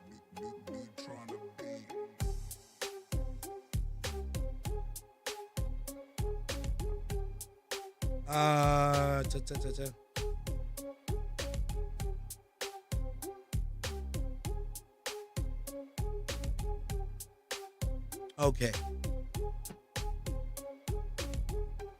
Yeah, I would be very careful with this closing in 11 minutes. This feels like it's gonna...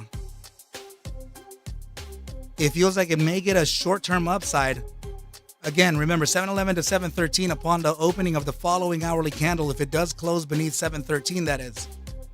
Okay, so from there, I think a short-term upside and then loads puts here and or short, short the play or short the market, get a drop to 698, 697 bottom. Ooh.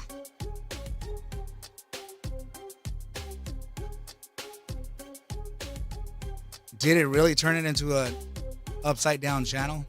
A descending channel, like a type of thing? Yeah, it's coming back to 35. That 35 was already tested today too.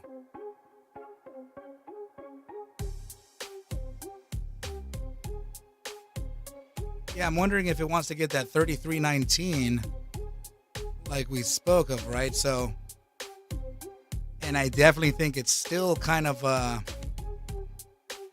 resisting because of the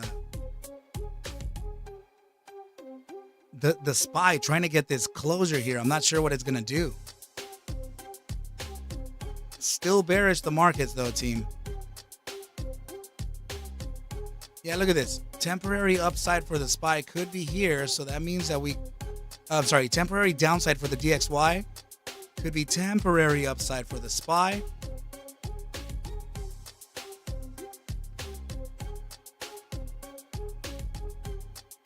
Which means, oh my goodness, we came down to the bottom support. So let's see if we can recover some of it right now, because in 9 minutes, this is going to print a bearish engulfing. Hourly time frame. You know, but it's here's another thing too. It could be ignored if it closes above ASRE, right? Closing this hourly candle above 34.62 may entail an upside here to test the resistance of about 37.72. The same resistance we've been looking at today. The VIX is at a low. I believe it. So HKD. All right. So not quite to the 632 that we were speaking of, right? But this thing did come up to a high of 618. The SMA 200 is playing a key role here for that resistance on HKD. So daily time frame, massive bullish engulfing here. Let's see what the buy daily has to say. Buy daily, support of the EMA 7. See a 5-day.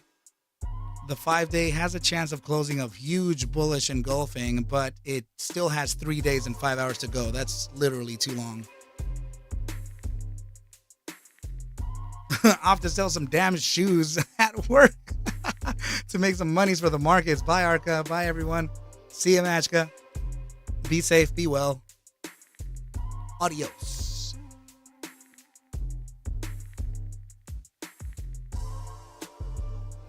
Yeah, Lauren, that was good that you shared that with her, brother. To tell her to consider after lunch, right? It's very important. Man, look at the SPY just with the DXY. Hold on. Let's see the DXY again. Still getting that pull and still getting that push.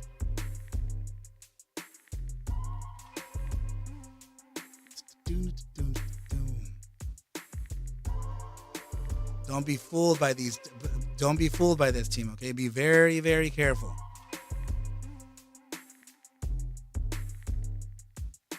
Damn, coin is still making upside here.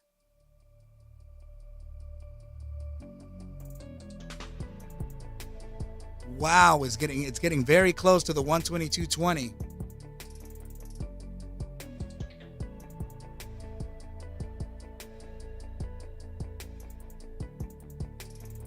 team, if you're in this from the $99 where we called this thing at the top, you know, for the runner, like days and days ago, please remember that at these targets here, I'm already considering this the end of it, right? So I spoke about a potential run to 130.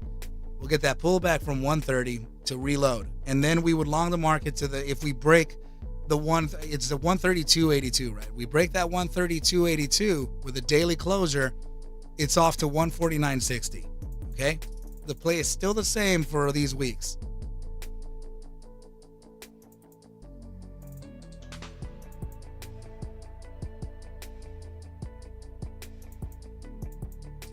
At 125, brother.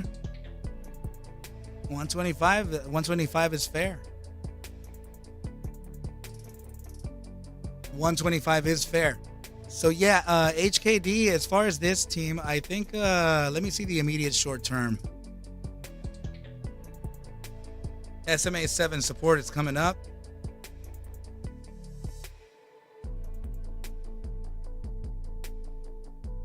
We will have to see how strong that is, though. See the hourly time frame? Hourly time frame is already showing weakness. Hold on.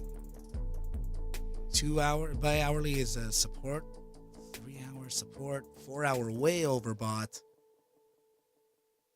All these major time frames are cooking. They're still suggesting upside, but they're really red hot. Technically speaking,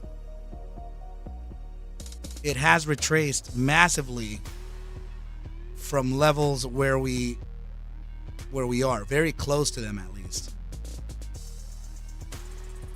Let me show you one. Here on this iteration here, oh my goodness. Yeah, this one we reached that top side of around $380. It was a huge fall. That is right where we are right now. So this 80 spot 62% on, I'm sorry, 80 spot 62% on the RSI.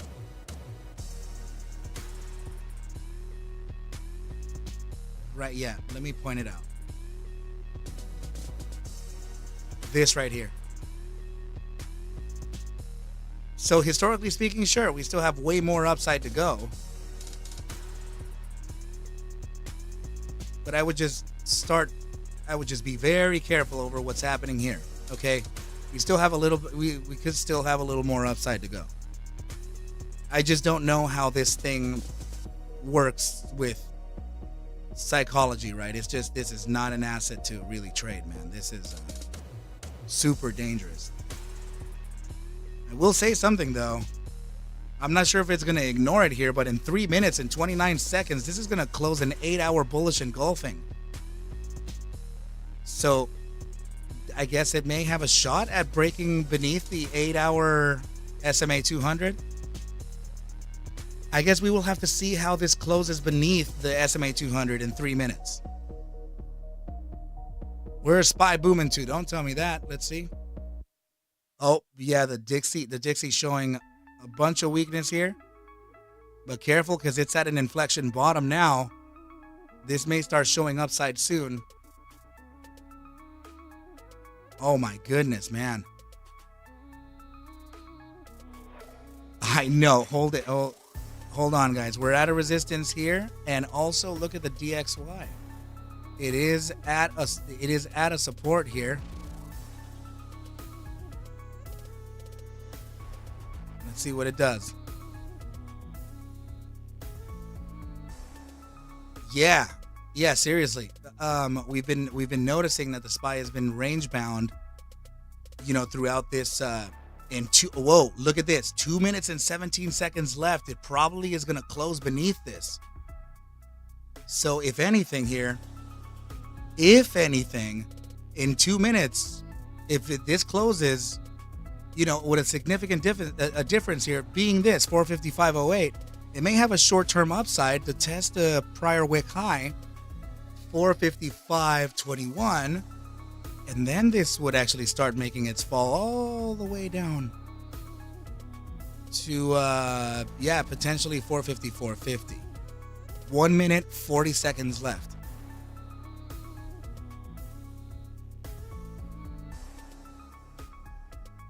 Let's see the Dixie.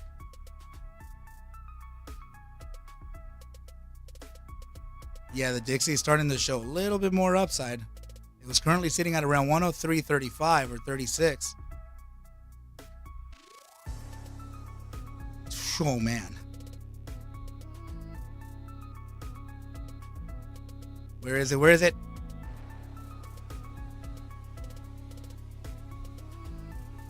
Okay, we're about to go under a minute. I'm very curious to see what happens here.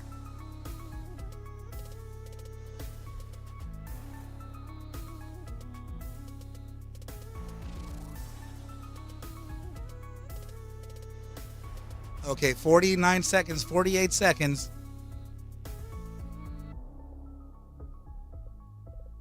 Let's see what it does. Let's see what it does. Oh, you know what? I want to see the...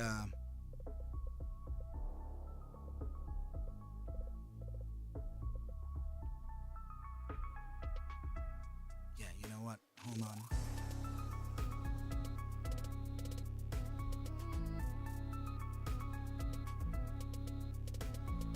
Oh, man. The coin is getting up to those targets, team. Be very careful.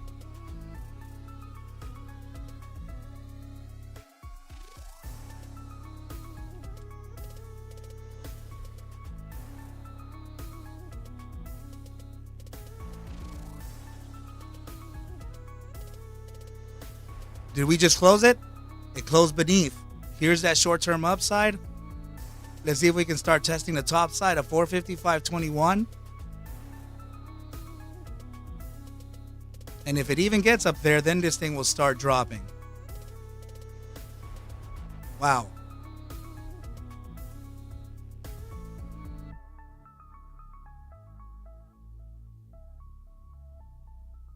EMA 21 hourly is the support. Now, yeah, now it's dropping a little bit.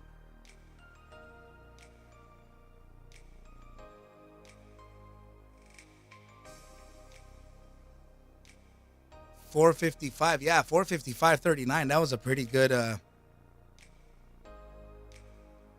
wondering if it's one of those like last hurrahs before it just crashes. Cannot guarantee that, right? Guys, hold on. Little lady just showed up. Let me go ahead and say goodbye to her team. Just a quick moment.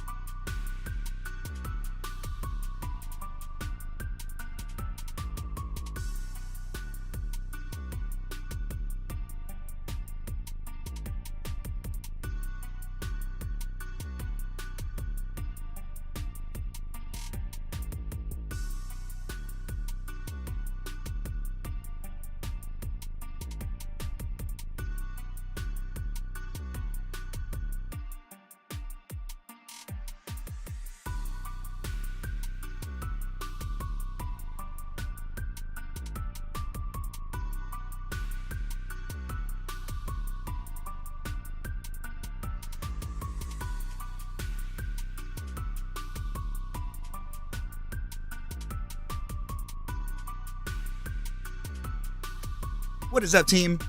I am back. Oh, nice. Okay, so we're right at that resistance that we were talking about, right? I even spoke about the potential of the regression as well at 455.29. So let's see if we can. I mean, technically, this is a bear play, right? Since we did get the closure up here, beneath the regression band. So this would be the entry for puts right up here. Now, the thing is that we're also playing this in lunch, right? So that's not the best thing to look at.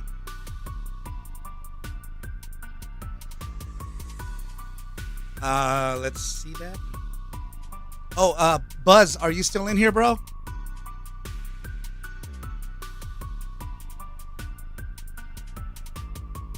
Let me take a look at I think he said VRM.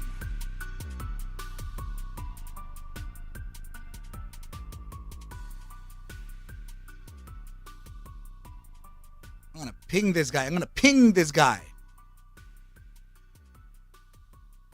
What up, buddy? You said VRM, right? Apologies to you, my dude. But let's give it a quick look. Lauren, you think so? Dude, that's oh my goodness. Bro, I can't tell you how much I would really like for that to happen. You really think so though? Like, dude, I almost feel like I can't. The inner bear is saying no. No, Lauren, where, bro? Show me. Is it on the Discord?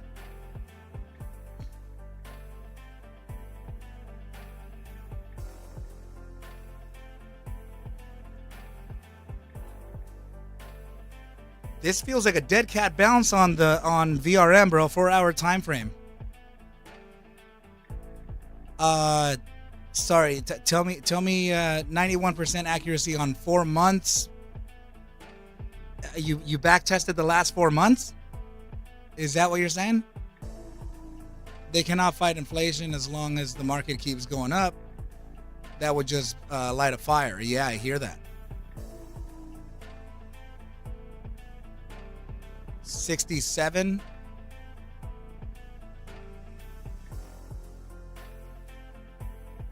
The Fed said cuts and no more rate hikes. Okay, so where are you running the script through? Is that Thinkorswim or how? Where are you running it?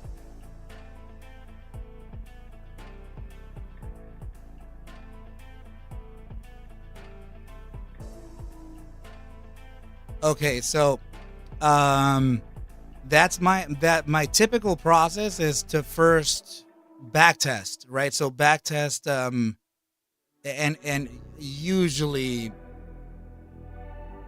the entire trading history of whatever time frame, right? So whether you choose a daily or a weekly or a monthly, whichever one, right? But honestly, probably a daily or a weekly or a 5-day even.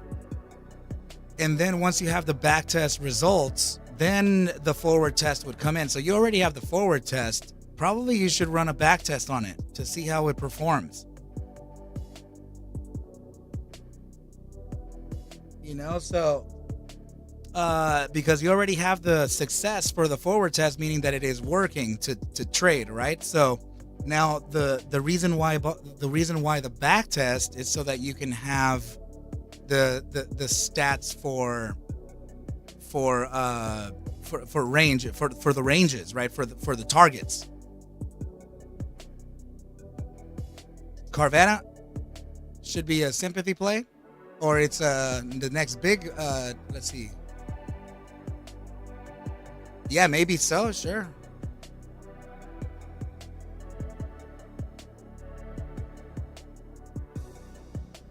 No, I know. I get it, Lauren. I understand. I understand what. Dude, I know. Except that in my case, I just like to know targets. I just like to know where it did it, in what, under what conditions, and I want to know what targets, right? So it's showing you the forward test in targets. That's good, but the back test would be confluent to the targets to the forward test, and you want to know if those are the ones. So, and then historically speaking, you'd be able to tell when the algorithm was not accurate. So then you'll know what time frames or where in a market cycle your algorithm would perform least, right? It would perform not good during these years. It performed good during these years. You know what I mean? So then you'd be able to tell when and when not to use your algo. So it's machine learning and forward thinking. Sure, that's good, but you can also have an edge by backtesting, by knowing when it didn't perform well, right? So that can help you. But you got it, bro. You got it. You do your thing, man. But I'm very stoked for you, brother. Congratulations. And this is also not the first time that I've seen a 94% backtest. Mine reached a 98% accuracy in its first 3 months. Now that I'm at 5th month, I'm at around 89%. Forward testing, 5 months. So now what I'm trying to do is I'm going to create multiple iterations of the same throughout thousands of assets, because one equity curve with a 94% probability is just one. But what is it going to be like if it runs iterations on thousands of the same conditions? So that is my next step into but you probably know that already, dude. I'm not going to explain nothing, my brother. Congratulations to you. Kill it. And let me know where that goes. Let me know how that moves. VRM currently breaking down beneath the SMA 10 on a 4-hour time frame. So if we are going to get this break here, hold it for a minute, because this could be building a dead cat. But let's validate, though, because the thing is that it's not, it doesn't look bad. In fact, it looks like it's trying to find a floor, if anything.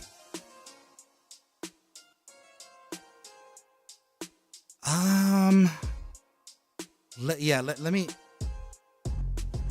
me eyeball this. What is the 30-minute time frame saying?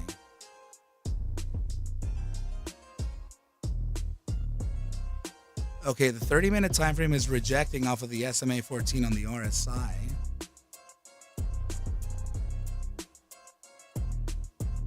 Rejecting off of the good rosy gray glasses. That's what we were expecting, right? To finally get that top side test, right? Open up the puts up here. Right, then we would start the downside. Remember, the EMA 21 is also a damn support. Right at 450, 487, I can already see it bouncing a little bit. Now we do have resistance to kind of go off the prior bar close, right? The prior bar close is 455.04. Okay, so now, Flame, what is good? So the 30-minute time frame has now converted a resistance out of all of these moving averages, including the SMA 50, EMA 21, SMA 10, EMA 55, right? So I'm thinking that, sure, this was the short-term upside that we got here, but let me see if it has further downside. This is a critical support on the bi-hourly time frame. It's very, very close to the center line here.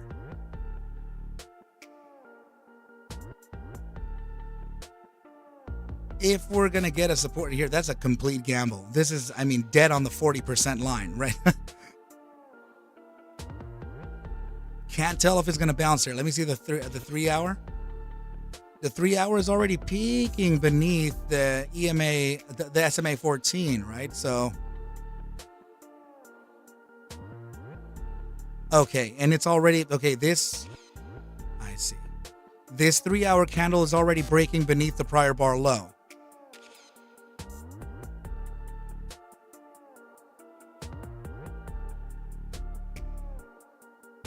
Brother, I think this is...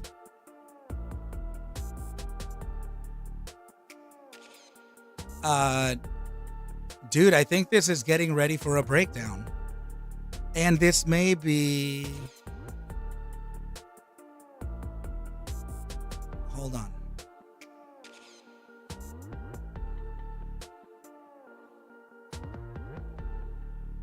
This may be a dead cat, bro.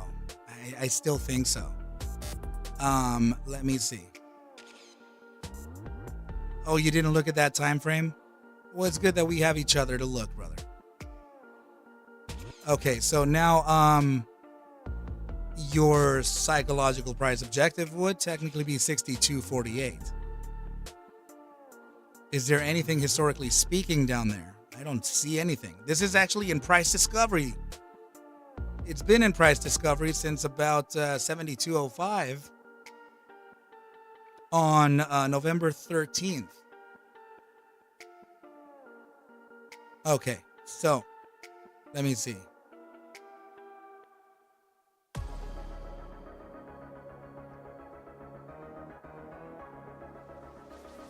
You just wanna rip used cars again?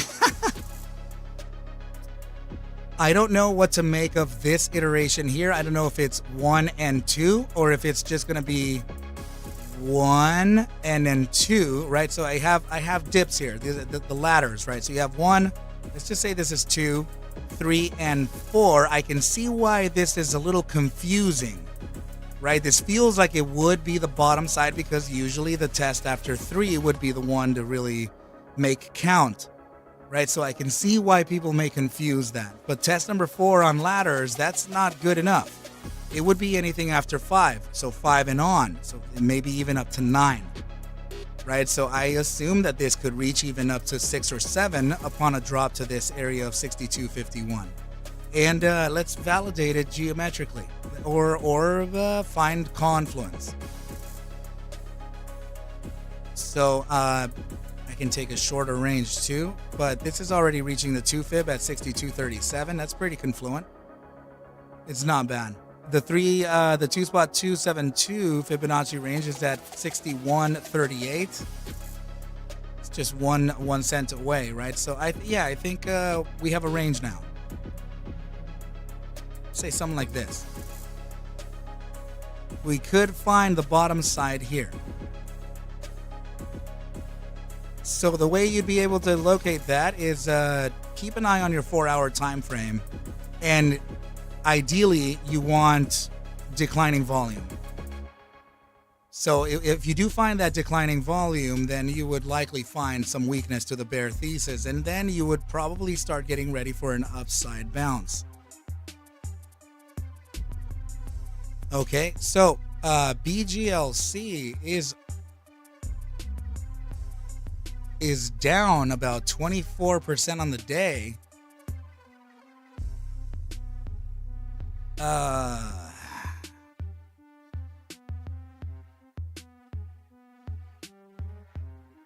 Yeah, man, that is a, hold on.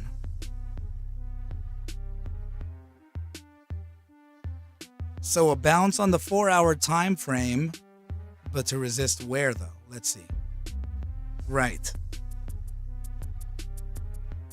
I'm not sure this is ready to continue to an upside unless there is a reason behind, or psychologically speaking, unless there is a reason for it to continue. Sure. Buzz, not a problem, my brother. I got you. So, guys, what I'm thinking here is that the 4-hour time frame does have a bounce right from the SMA 200. I think that the 6-hour time frame SMA 200 may get in the way of that. at 80.55 or 80.86. We're already breaking beneath the EMA 7, right? We're already wicking below it. So the invalidation zone now does have a range. I would say 60.45 to about 62.06.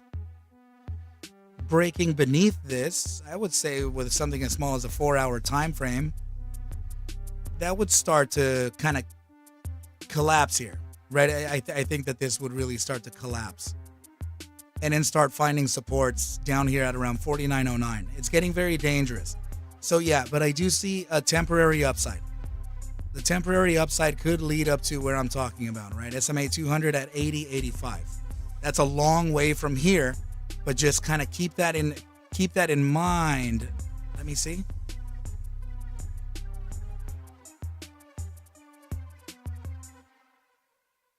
Hold on. Okay, I'm going to give you a range. Resistance to be found at 77.11. I'm going to adjust it entirely.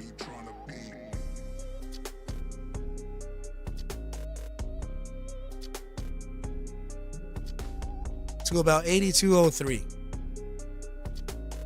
This is the 77.11 to 82.03. This is where I'm thinking a heavy amount of resistance is likely to push price down.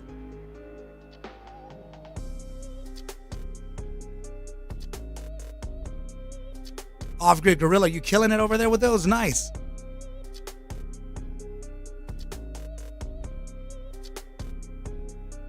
That was for Carvana. That's awesome.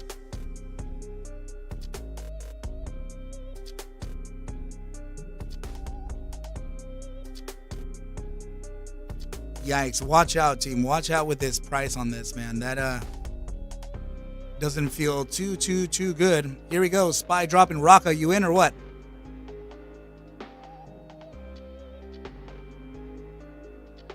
This is going to be your final confirmation here, Rocca. If you're still in with me right now, take a look at this. 5-minute time frame, EMA 200 getting tested. As soon as we get a closure beneath this EMA 200 here, it is over.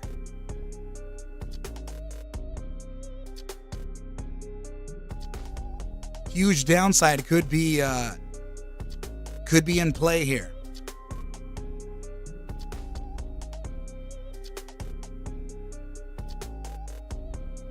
Oh, Bob, you're so kind, my brother. Thank you. You hit that. We hit that resistance at 454.87. Another great call. We generally do it together, though, right, my brother? We generally do. You have a spy put, Katie? There we go. Here's the break. Let's see if we can get the close beneath the EMA 200 on a 5-minute. Okay, we're breaking really. I mean, we're breaking below that prior bar low. Is it a 0 DTE, Katie Cat? There we go. There we go. There we go. Rocco, where are you at?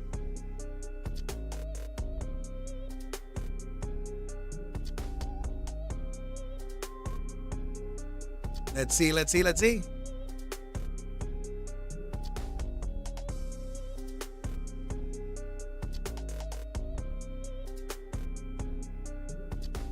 Man, 2 minutes and 24 seconds left.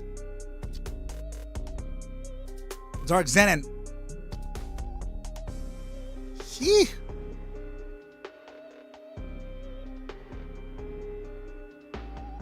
Trying to get it.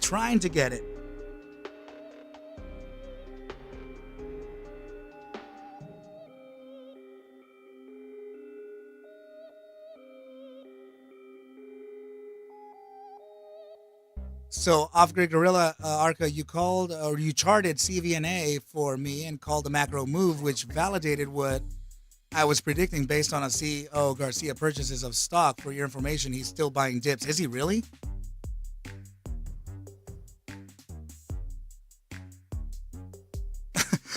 And it would happen to Tesla, man. It would just rip like that. Whoa, the SPY actually recovering here. Interesting.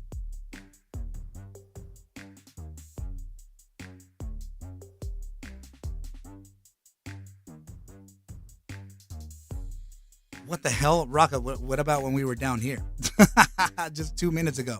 Let's see if we can get this closure beneath the at least beneath the EMA 7 and the EMA 9. If we can get a closure beneath the SMA 200, that'd be great. Less than a minute left.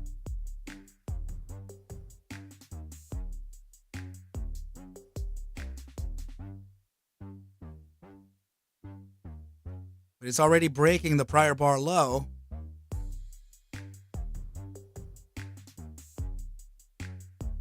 Katie Cat, you sold it for a 40% gain. Awesome.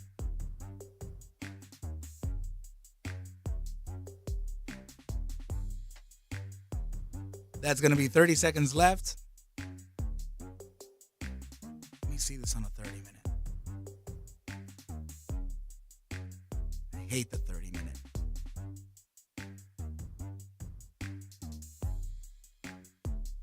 Yee, there's that. Come on, do it.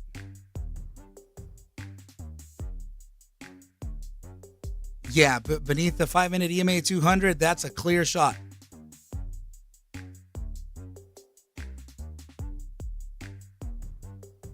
Yikes. Oh my goodness. That's too close of a play.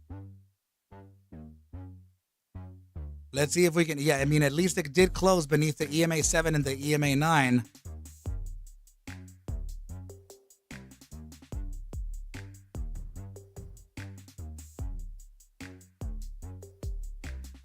Yeah, Zen, and these were puts, right? But we shouldn't be playing them at this time. That's the thing.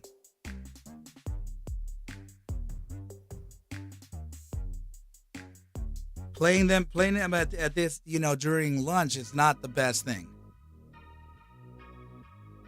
Oh, nice. Yeah, thank you, Bob. Please remember, team. Please. Coin, that's oh, you know what, I think I had it here actually.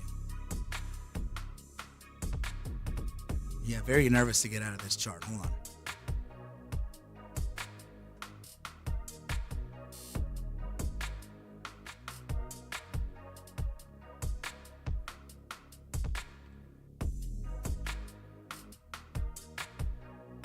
Okay, yeah, we're getting very close to the take profits here, team. Remember, I'm looking at 122.20 to 128.86. I see it there, right? But just I want you to practice your own discretion here and really take advantage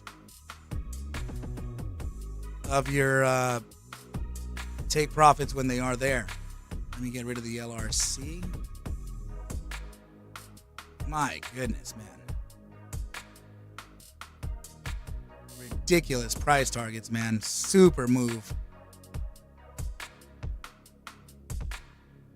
He made billions selling all of his stock when it got over 300. He has been buying back since it got below $100. I would love to see CVNA chart for the long haul. Brother, please.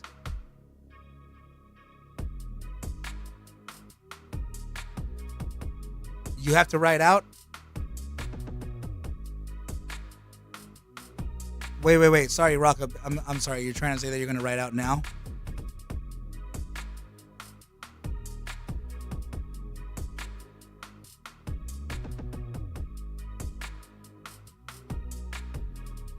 Oh, you're going to write it out. Sorry. I see what you're saying.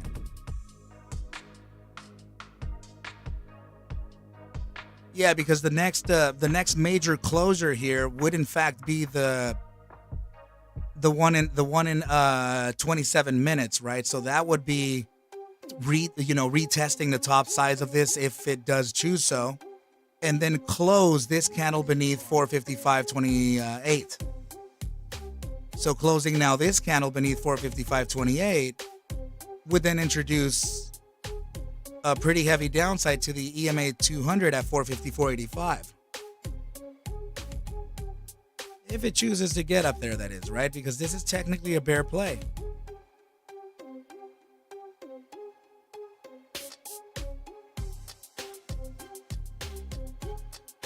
Xander, you're gonna wait a bit.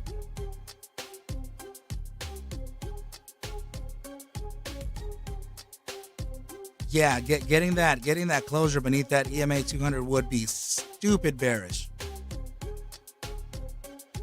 But you can see, man, you can see that the bulls, like, they're trying to push it, and you're getting let me see, 26 minutes to go. I get it. So you have this volume profile here with a high, and then the next high came at an actual lower high on the volume, right? So that's, you know, that's already a bearish divergence.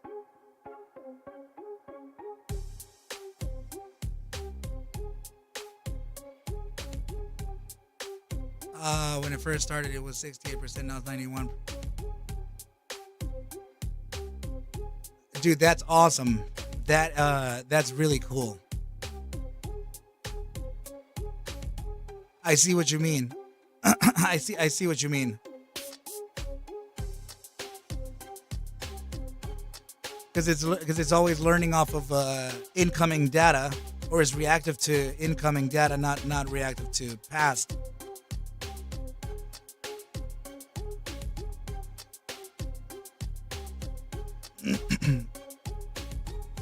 I only said what I said to you because institutionally you need to prove your algorithm's robustness. So proving its robustness would be including a historical backtest as well. But it's awesome that it can do that, though, right? So that it can push the way it is pushing.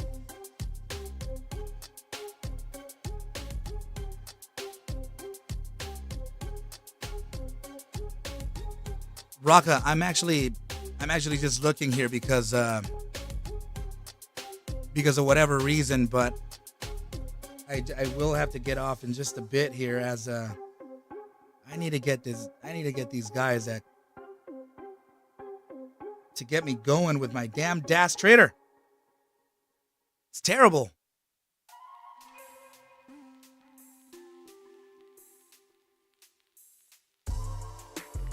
About to hit my... Yeah, man, the 125 you said, right? So, guys, here we come up to our targets, right? Remember. I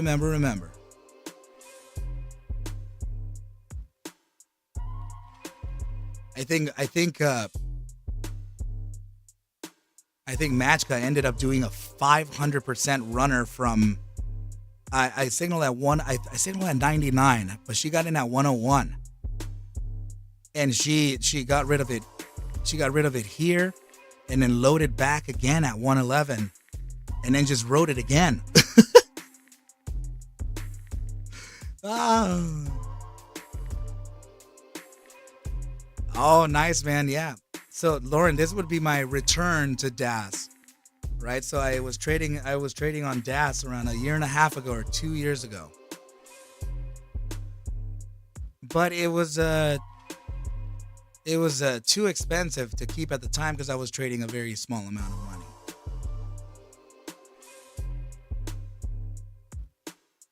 Oh my goodness, man. Huge profit on the Binance. It's okay, man. I was trading it there too.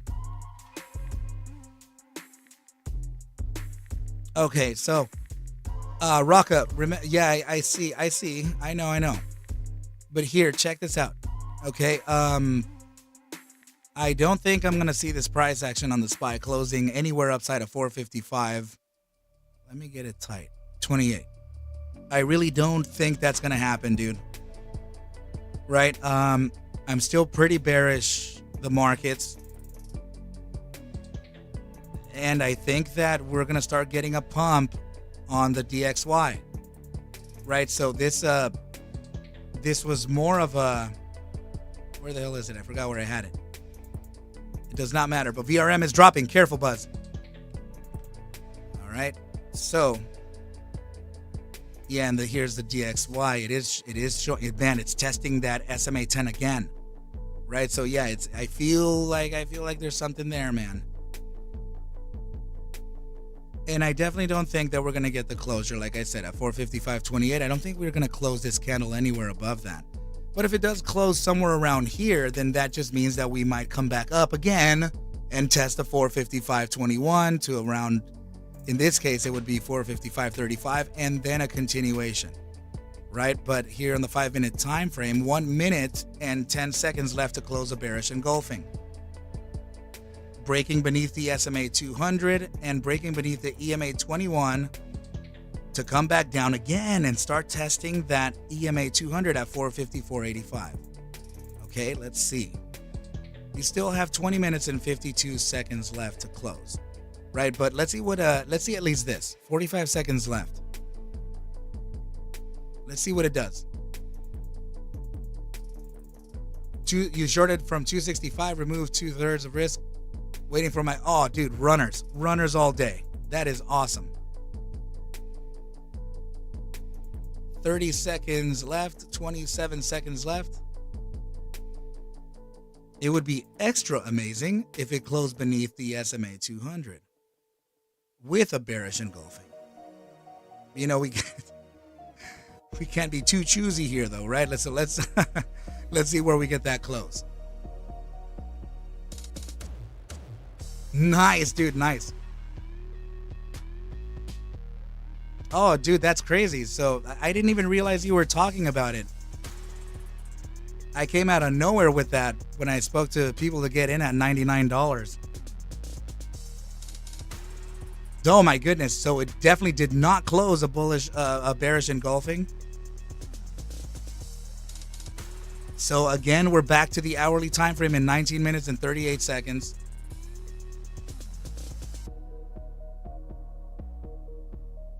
So let's see if we can get that resistance again. My goodness, man.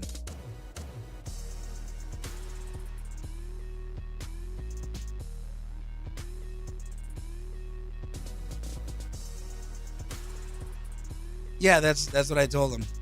That's what I told him. In 19 minutes and 13 seconds left, I don't see this closing above 455.28. I'm really here just for Arca, by the way. So just because I like to oversee things too. Where did FNGR go, by the way? It resisted right off of that. Guys, my goodness, man.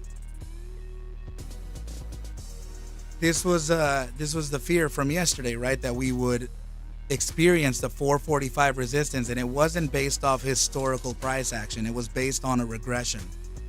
As simple as that.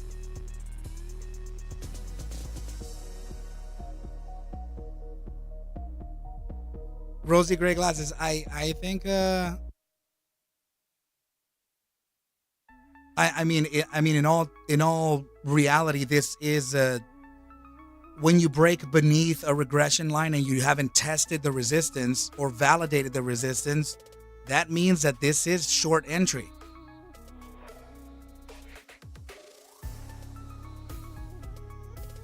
You know what I mean? And then this would, show a continuation. I was warning about this in yesterday's video. Was it yesterday or was it yesterday or was it on Saturday? I forgot when it was.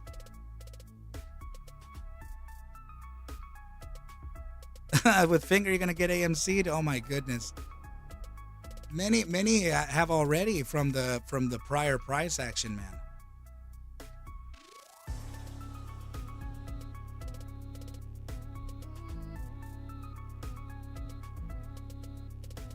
Yeah, dude, freaking.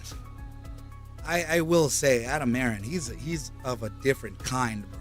That guy. Woo!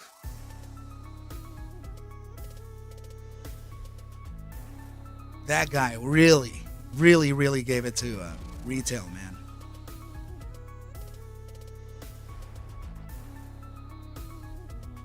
You know what I mean, Jelly Bean? All right, so, as far as the smaller plays, let's see ASRE. Where is it at? It's at 35, bouncing up and down. Came up to 36.01 in the last 30 minutes.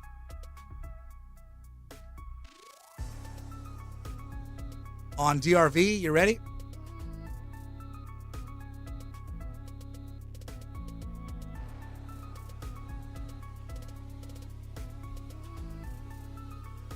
DRV is at support.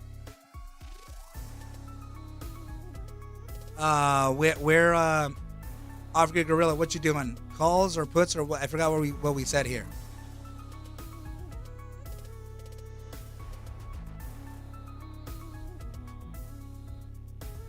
Yeah, guys, I think AMC is part of the worst out there, man. Not a lot can be that bad, right? Although I would say Mullen was pretty bad too.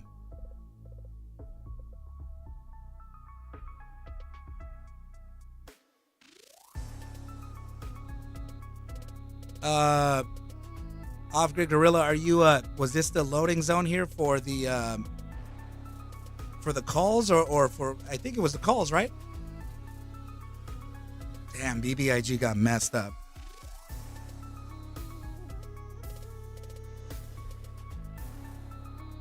$49 calls? Okay.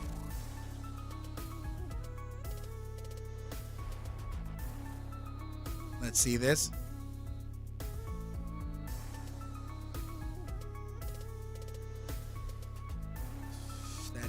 It's very aggressive, I will say that. 3 days. Is it? Are you playing week out calls or how are you playing them? Are they same day or next day? Sorry.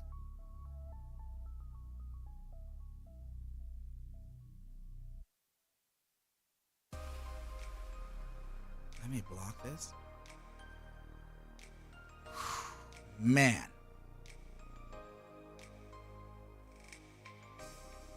And one at 47.52. Okay.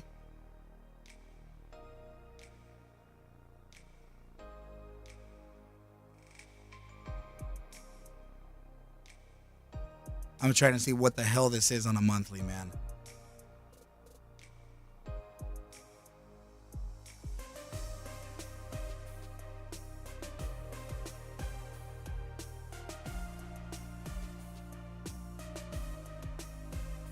December 15th. Oh, dude. You have a lot of time. I can't tell if I can't tell if this is like an ascending channel or if I really hate that I'm trying to even find a formation behind this, but or if this is some type of pennant. So if that's the case,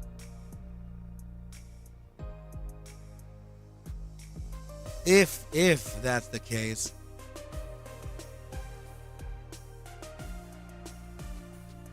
then this on the monthly time frame. This is a monthly though. This is really long time. 3 days and 4 hours to even close this. See this support? Right at the SMA 14 on a monthly. I mean, that honestly is probably why I'm trying to correlate it to 45.60, but this is a critical support. We're in 2 months ago support. I mean, it has a range, right? 46, no, 40, like almost $47. Where is that support? Right, the support is actually 47.23. 47.23 in a macro perspective. My goodness, 47.23 to 47.01. But we're at a support right now.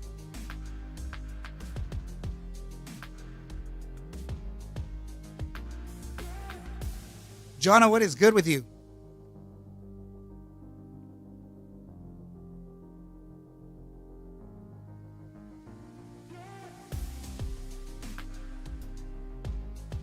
I hear that.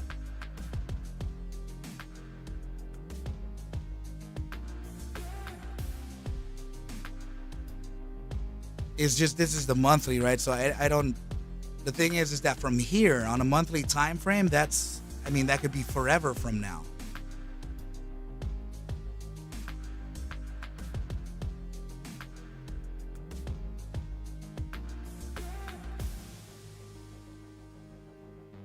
Yeah, it looks like that 4701, it is this invalidation area that sometimes you remember the best entries, I find them at invalidation.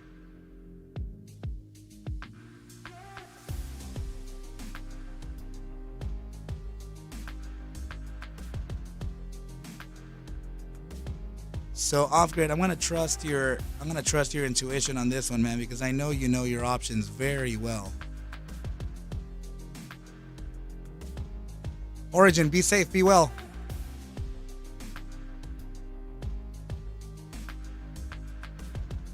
Raga, we got that test again, huh? 10 minutes left to close that, buddy.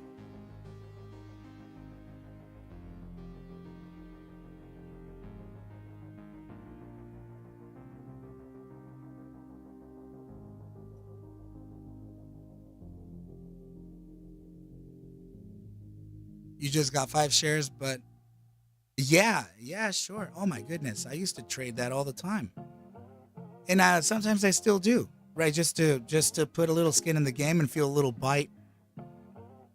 Trade very, very small, one options contract or less, maybe even just a few shares, to test a thesis, to test manual back tests, all kinds of stuff. I'm right there with you. Okay, so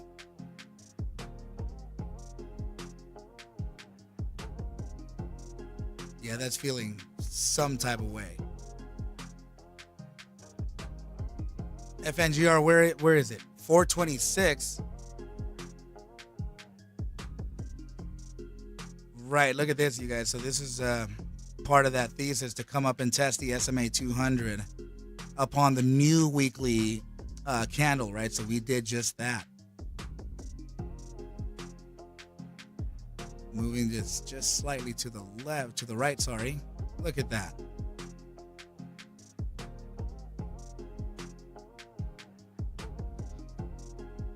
For the $60 target.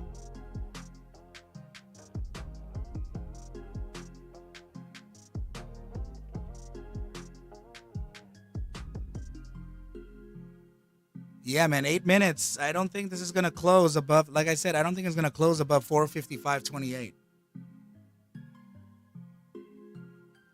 We got, yeah, rosy gray glasses. We got that resistance again, huh? So, yeah, if we get another closure here of this hourly time frame, I think that would be the time. Because look at the hourly time frame volume, complete bearish divergence with ascending price. I mean, yeah, that doesn't look so good.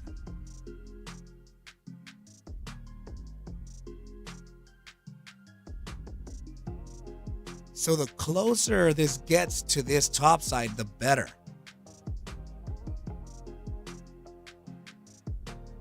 Because then that way you wouldn't be able to play this like reversal game here. 7 minutes and 29 seconds.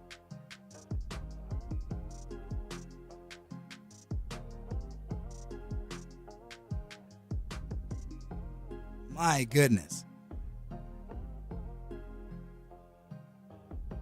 So 7 minutes left. It's about to reach under 7 minutes soon. Off-grid Gorilla saying if coin hits 110, I'm loading up my ranch on calls. Nice.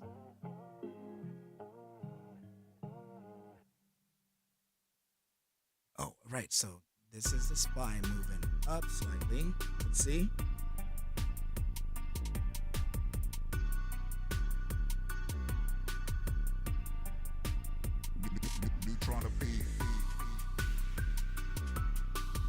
Okay, 6 minutes and 30 seconds left.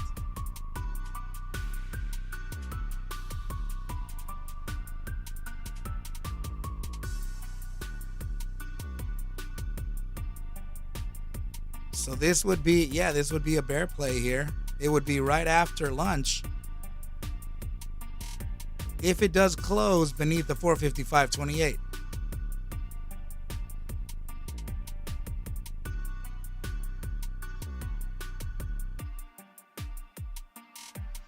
So all you would be really looking for would be a move from 455.28 to 454.49 and then a recovery. A very short-term move. You don't think it's coming back down until it breaks 128? Coin looking like it's at 119.33. Oh my goodness, geez.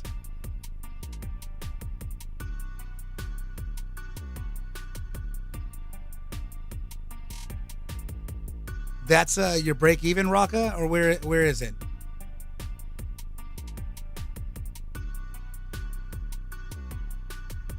If it does fall with volatility, that'll actually push you probably into profitability, depending on how sharp it falls.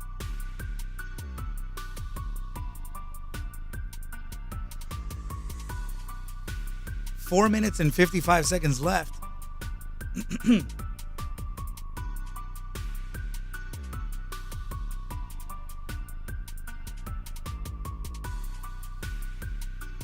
Okay. Man, it's coming along. It's right at the resistance level.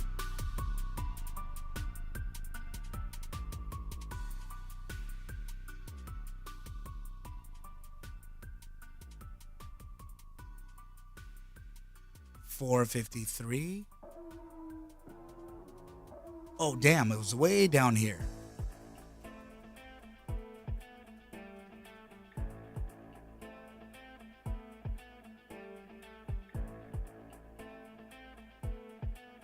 Yeah, let's see if it does. 4:55:24, 3 minutes and 59 seconds left to close. My goodness. Volume is still decreasing.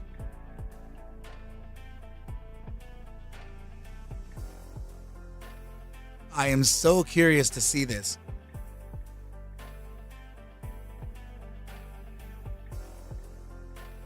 Three minutes, 33 seconds left.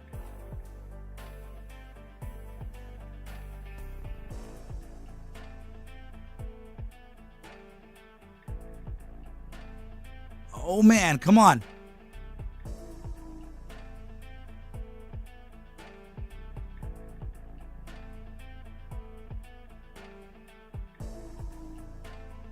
Very interesting times here. Getting very close to the 4:55:28.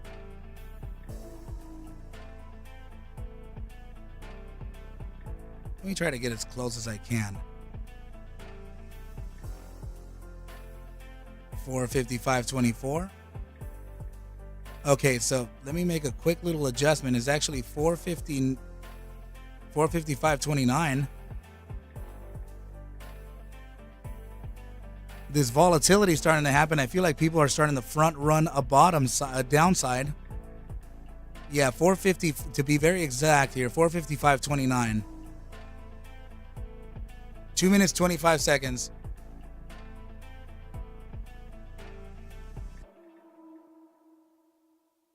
I see it, Bob. I totally see it. Let's see. This is around the time where people think that maybe that's not gonna do it, right? On the hourly time frame linear regression, this could be the front runs for a downside play.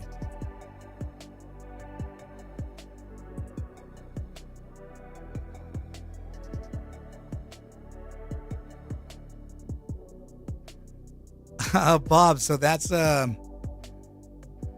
yeah, so bull volume is actually dropping. So as soon as this turns red, it's going to be bear volume, and that's going to increase. So this is, it's a bearish divergence. 1 minute, 28 seconds left.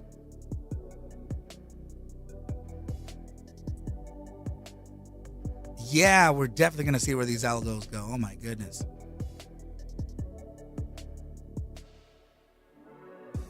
$455.24. My goodness. ASRE dropping 0.5, actually 0.005. Thank you, kitties. 53 seconds left. Still underneath 455.29.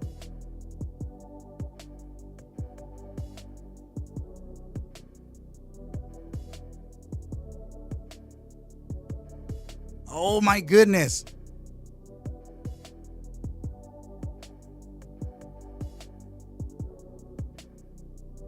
If this thing just wicks all the way down there to around 454.49, a fast wick like that would really increase your gain, right? So I know that you might end up whatever here, but there's still the chance that EMA 55 down here, 454.18, 5 seconds left to close. Chances are is that it may have a tiny little upside to 455.21. It just got that closure, but this is now again a bear play. So here you go. I'm definitely, how many times can you just expect more and more downside out of this thing, damn it? All right, here's the bear volume coming in.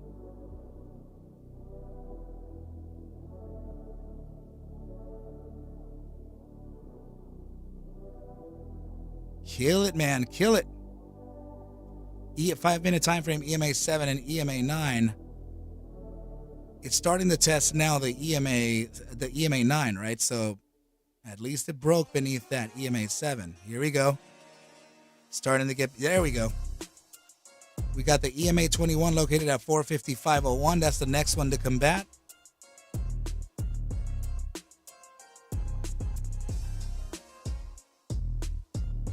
Okay. Come on, get it, get it.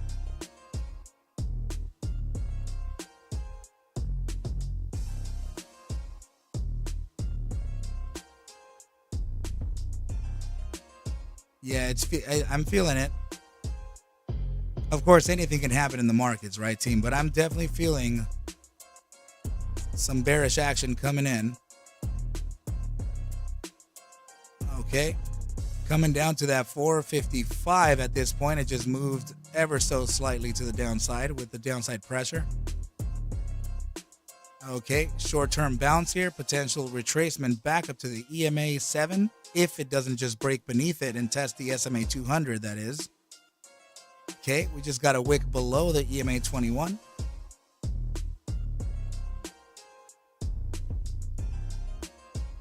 Okay. Let's see if we do get that retracement back up to the EMA 7. The invalidation zones are right up here. Right at about 455.12 to about 455.08. Oh my goodness, bro. Look at this thing. Completely indecisive.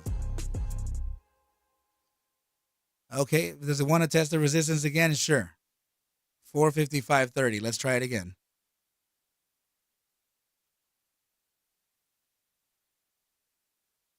Breaking beneath every bar prior to this one here. My goodness, man. Okay.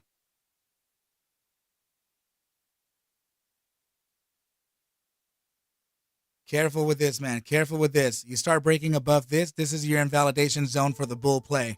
455.39. Breaking that turns things very south here. North.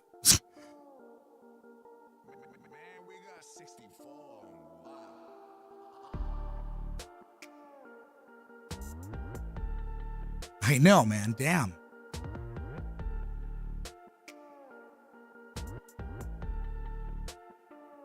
This thing faking out like crazy.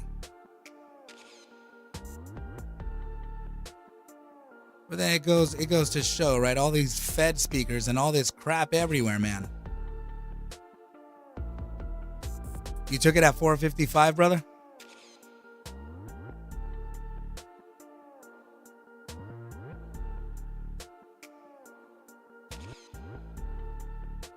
If bonds made a move up, that should actually pressure the SPY down.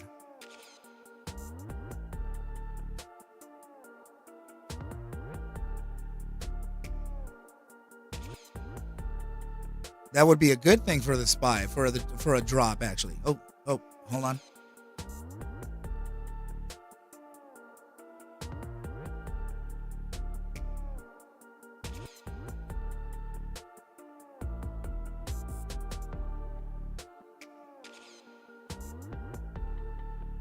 Yeah, man, it's feeling that nervous tension right around that invalidation zone.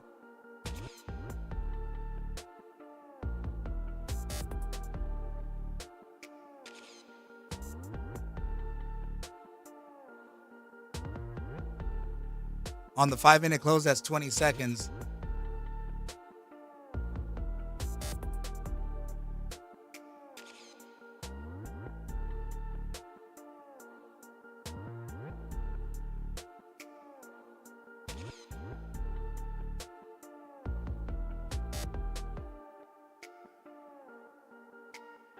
How is the rest of the market reacting to this? How's FNGR? Is it moving up or down?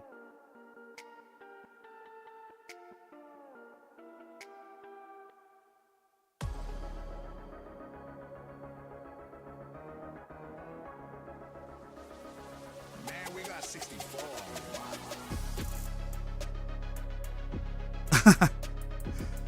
Raka, any type of break.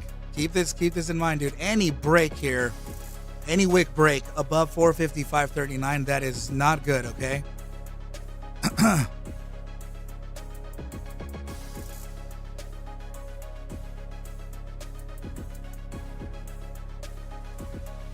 Yeah, very coin would be. Let's just see how it reacts though, brother.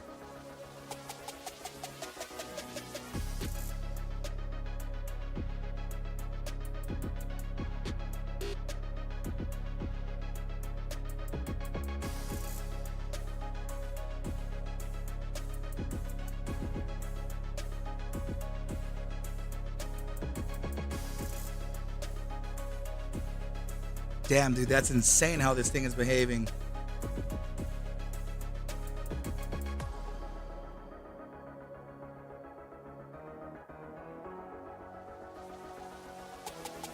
Bunch of small caps are up.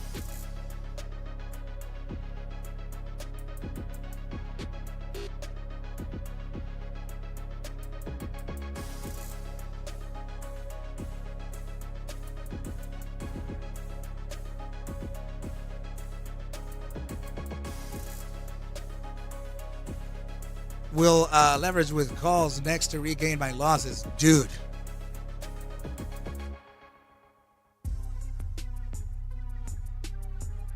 Yeah, seriously. I mean, there's always that moment where you're like, you know what, God, I gotta just take it and then survive for the next day. I hear that, man. I hear that. I've been there. It's just this thesis that I'm trying to put together for tonight. It's just so, I need more time.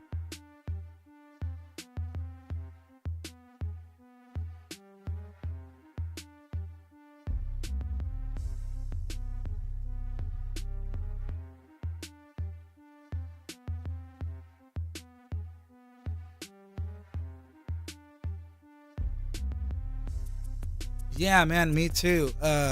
Me too, Off-Grid Gorilla. This play should have been to the downside already. I mean, we've had 1, 2, 3, 4, 5, 6, 7 consecutive closes beneath the regressions.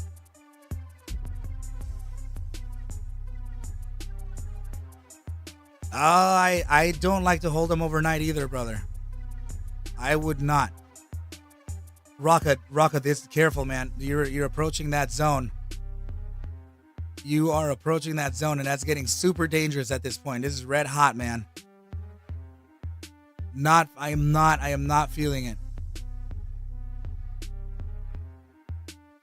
The thesis here for a downside could be a little.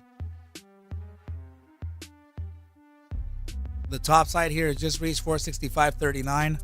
I would hate it if this thing just freaking fell. Blue Sky saying that it seems like AI talk is fueling tech. Wouldn't doubt it. How interesting would it be to just double top on that and it just falls to the floor?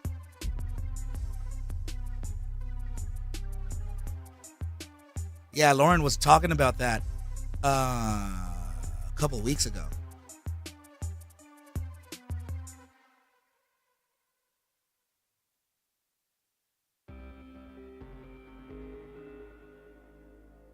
Yeah, dude, this is making me way too nervous, man.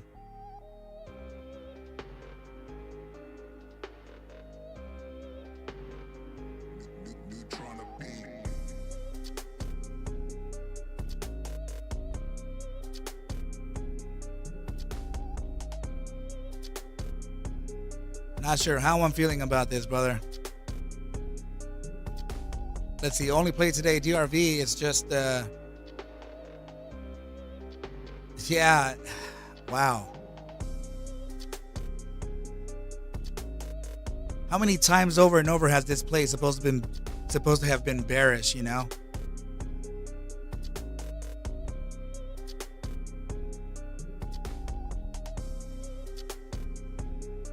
BGLC at 72. What did I say about that one, brother? I forgot.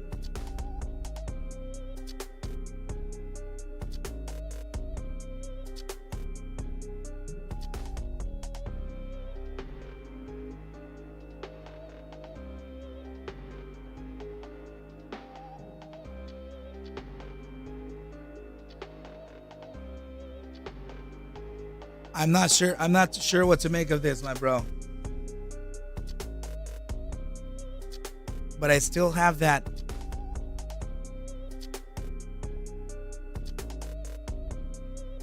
Ew, oh, that's interesting. I didn't see this earlier.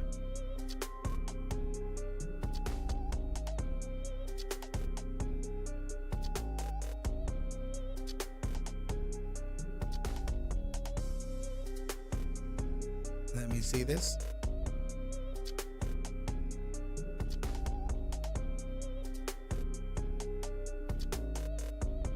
Crap, you.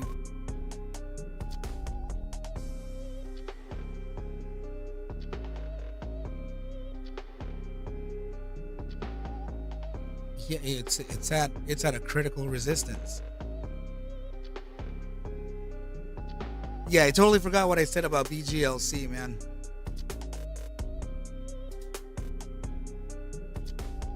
Oh, dude, wow.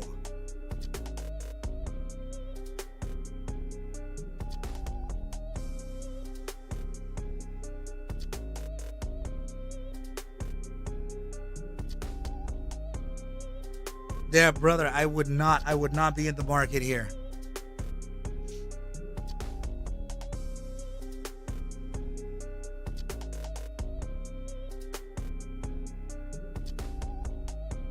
We come back to the play, we do our thing later on, brother. I am not, this is beyond that point. I am not if it's going to face a resistance, it's going to be a macro resistance based on whatever the DXY is doing. But still, I got to put this thread together. I got to see what the markets are doing, but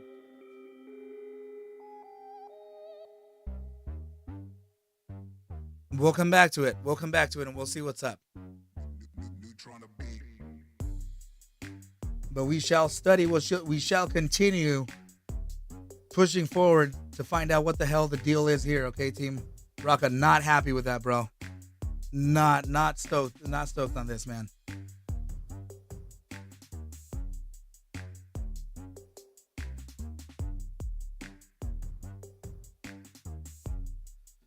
All right, you guys. That's terrible, man. You didn't over leverage though, right?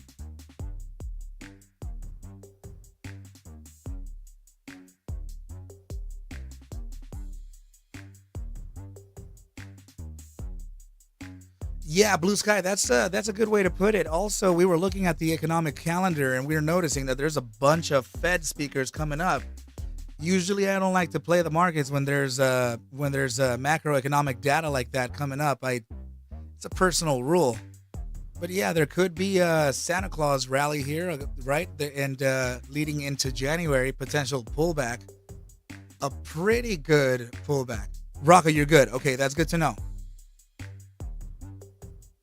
I'm totally going to play that one too, Lauren. You know. So let's see how the markets behave, team. We'll go ahead and follow up. Really appreciate everybody for coming on by.